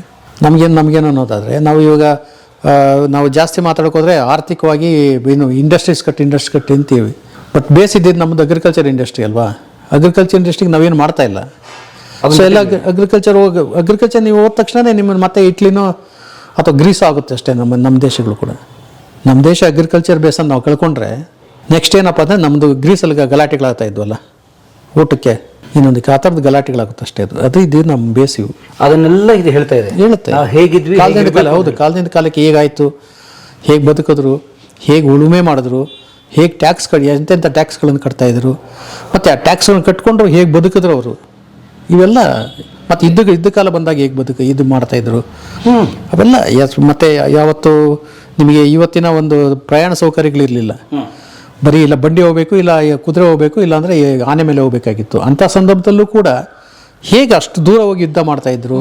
ಉದಾಹರಣೆಗೆ ಇದೇ ಇಮ್ಮಡಿ ಪುಲಕೇಶಿ, ಹೌದು, ನರ್ಮದಾ ಹೋಗ್ಬೇಕಾದ್ರೆ ಬಾದಾಮಿಯಿಂದ ಹೌದು, ಬಾದಾಮಿಯಿಂದ ಹೋಗ್ಬೇಕಾದ್ರೆ 700-800 ಕಿಲೋಮೀಟರ್ ಆಗುತ್ತೆ. ನರ್ಮದಾ ಇಟ್ಕೊಳ್ರಿ ಅಲ್ಲಿಗೆ ಬಾದಾಮಿಯಿಂದ. ಸೊ ಅಷ್ಟು ದೂರ ಸೈನ್ಯವನ್ನು ತೆಗೆದುಕೊಂಡು ಹೋಗ್ಬೇಕು ಅವನು. ಸೊ ವಿಮಾನ ಇಲ್ಲ, ಇನ್ನೊಂದಿಲ್ಲ, ಮೆಟ್ರೋ ಇಲ್ಲ, ಮತ್ತು ಊಟ ಏನು 1-2 ಸೈನ್ಯನ, ಸಾವಿರಾರು ಸೈನಿಕರಿಗೆ ಊಟ ಮಾತದಲ್ಲಿ ಅವೆಲ್ಲ ವ್ಯವಸ್ಥೆಯನ್ನು ಇದರಲ್ಲಿ ಗೊತ್ತಾಗುತ್ತೆ ನಮಗೆ. ಎಲ್ಲೆಲ್ಲಿ ಕ್ಯಾಂಪ್ ಮಾಡ್ತಾಯಿದ್ರು ಅವರೆಲ್ಲ, ಎಲ್ಲಿ ಕ್ಯಾಂಪ್ ಮಾಡಿಕೊಂಡು ಎಲ್ಲೆಲ್ಲಿ ಆಲ್ಟ್ ಮಾಡಿಕೊಂಡು ಹೇಗೆ ಅವನು ಇದು ಮಾಡಿದ್ರು ಅಂತ, ಸೋಲಿಸಿದ್ರು ಅಂತ. ಸೊ ಇಡೀ ಭಾರತದ ಬದುಕಿನ ದರ್ಶನವೇ ಶಾಸನಗಳಲ್ಲಿದೆ. ಶಾಸನಗಳಲ್ಲಿದೆ. ಆ ಭಾರತದ ಬದುಕಿನ ದರ್ಶನ ಇವತ್ತಿನ ಬದುಕಿಗೆ ಅಷ್ಟೇ ತೋರ್ಗೈ. ಅದು ಸೂಪರ್. ಈಗ ಅಯೋಧ್ಯೆ ಬಗ್ಗೆ ಕೂಡ ಭಾಳ ತೀರ್ಮಾನ ಮಾಡಿದ್ದು ಎಲ್ಲಿ ಸಿಕ್ಕಿದಂಥ ಶಾಸನವೇ. ಅಯೋಧ್ಯೆ ಉತ್ಖನನ ಮಾಡಿದ್ರಲ್ಲ, ಅಯೋಧ್ಯೆ ಅಂದರೆ ಅದು ಇದೆಯೋ ಇಲ್ಲೋ ಅನ್ನೋದು ಆ ಭೂಮಿನೆಲ್ಲ ಅವಾಗ ಸಿಕ್ತಲ್ಲ, ಶಾಸನ ಸಿಕ್ಕಿದಾಗಲೇ ಗೊತ್ತಾಗಿದ್ದದು. ಇದು ಒಂದು ವಿಷ್ಣು ದೇವಸ್ಥಾನ ಇಲ್ಲೊಂದು ಇತ್ತು ಎಂಬತಕ್ಕಂಥದ್ದು. ಆ ಬೇಸ್ ಮೇಲೇ ಮತ್ತೆ ಅಲ್ಲಿ ಕಟ್ಟಿದ್ದು ಜಾಗ, ಆದಮೇಲೆ ತೀರ್ಮಾನ ಕೊಟ್ಟಿದ್ದು, ಕೋರ್ಟ್ ಜಡ್ಜ್ಮೆಂಟ್ ಕೊಟ್ಟಿದ್ದು. ಅದೆಲ್ಲ ಎಕ್ಸ್ಟರ್ನಲ್ಲು ಮತ್ತು ಇಂಟರ್ನಲ್ಲು ಇವನ್ನ ಬಳಸಿ ಕೊಟ್ಟಿದ್ದು. ಅಂದರೆ ಶಾಸನಗಳು ಅದರಿಂದ ಅದಕ್ಕೆ ಆಧಾರವಾಗ್ತವೆಲ್ಲ. ಹಿಂದಿನ ನ್ಯಾಯಕ್ಕೂ ಅಷ್ಟೇ, ಇವತ್ತಿನ ಇದಕ್ಕೂ ಅಷ್ಟೇ. ಅದರಿಂದ ನಾವು ಇದನ್ನು ಮೂಲವಾಗಿ ನಾವು ಇಟ್ಕೊಳ್ತೀವಿ. ಶಾಸನ ಅಧ್ಯಯನ ಮಾಡ್ತಕ್ಕಂಥವ್ರು ಎಲ್ಲರೂ ಕೂಡ ಮೊದಲು ಈ ಶಾಸನ ಸಂಪುಟಗಳನ್ನು ಅದು ಇಷ್ಟ ಇರಲಿ ಒಂದು ಸಹ ತಿರುವಾಕ್ಬೇಕು. ಅವರು ತಿರುವಾಕಿದಾಗಲೇ ಅವ್ರಿಗೆ ಜ್ಞಾನ ಜಾಸ್ತಿ ವೃದ್ಧಿ ಆಗುತ್ತೆ. ಮತ್ತು ಅವರ ಒಂದು ಇತಿಹಾಸ ಬರೆಯೋದಕ್ಕೆ ಪುನರಾರಚಿಸೋದಕ್ಕೆ ಕಾರಣ ಆಗುತ್ತೆ ಅದು. ಕನ್ನಡ ಹೊನ್ನುಡಿ ದೇವಿಯನು ನಾ ಪೂಜಿಸುವೆ ಆರಾಧಿಸುವೆ. ಕಲಾ ಮಾಧ್ಯಮದ ಎಲ್ಲಾ ಎಪಿಸೋಡುಗಳು ನಿಮಗೆ ಸಿಗಬೇಕು ಅಂತಂದ್ರೆ ಕಲಾ ಮಾಧ್ಯಮ ಯೂಟ್ಯೂಬ್ ಚಾನೆಲ್ನ ಸಬ್ಸ್ಕ್ರೈಬ್ ಮಾಡಿ, ಬೆಲ್ ಐಕಾನ್ನ ಕ್ಲಿಕ್ ಮಾಡಿ, ತಪ್ಪದೇ ಮಾಡಿ. ವಿಡಿಯೋ ನೋಡಿದ್ದಕ್ಕೆ ನಿಮಗೆ ತುಂಬ ಧನ್ಯವಾದಗಳು. ಪುಸ್ತಕಗಳನ್ನು ಓದು ಮನಸ್ಸನ್ನು ಅರಳಿಸುತ್ತೆ, ಬುದ್ಧಿಯನ್ನು ಚುರುಕು ಮಾಡುತ್ತೆ, ಕಾಣದ ಹೊಸ ಲೋಕವನ್ನು ಪರಿಚಯಿಸುತ್ತೆ. ಹಾಗಾಗಿ ಓದುವ ಸಂಸ್ಕೃತಿ ಹೆಚ್ಚಾಗ್ಲಿ. ಧನ್ಯವಾದ.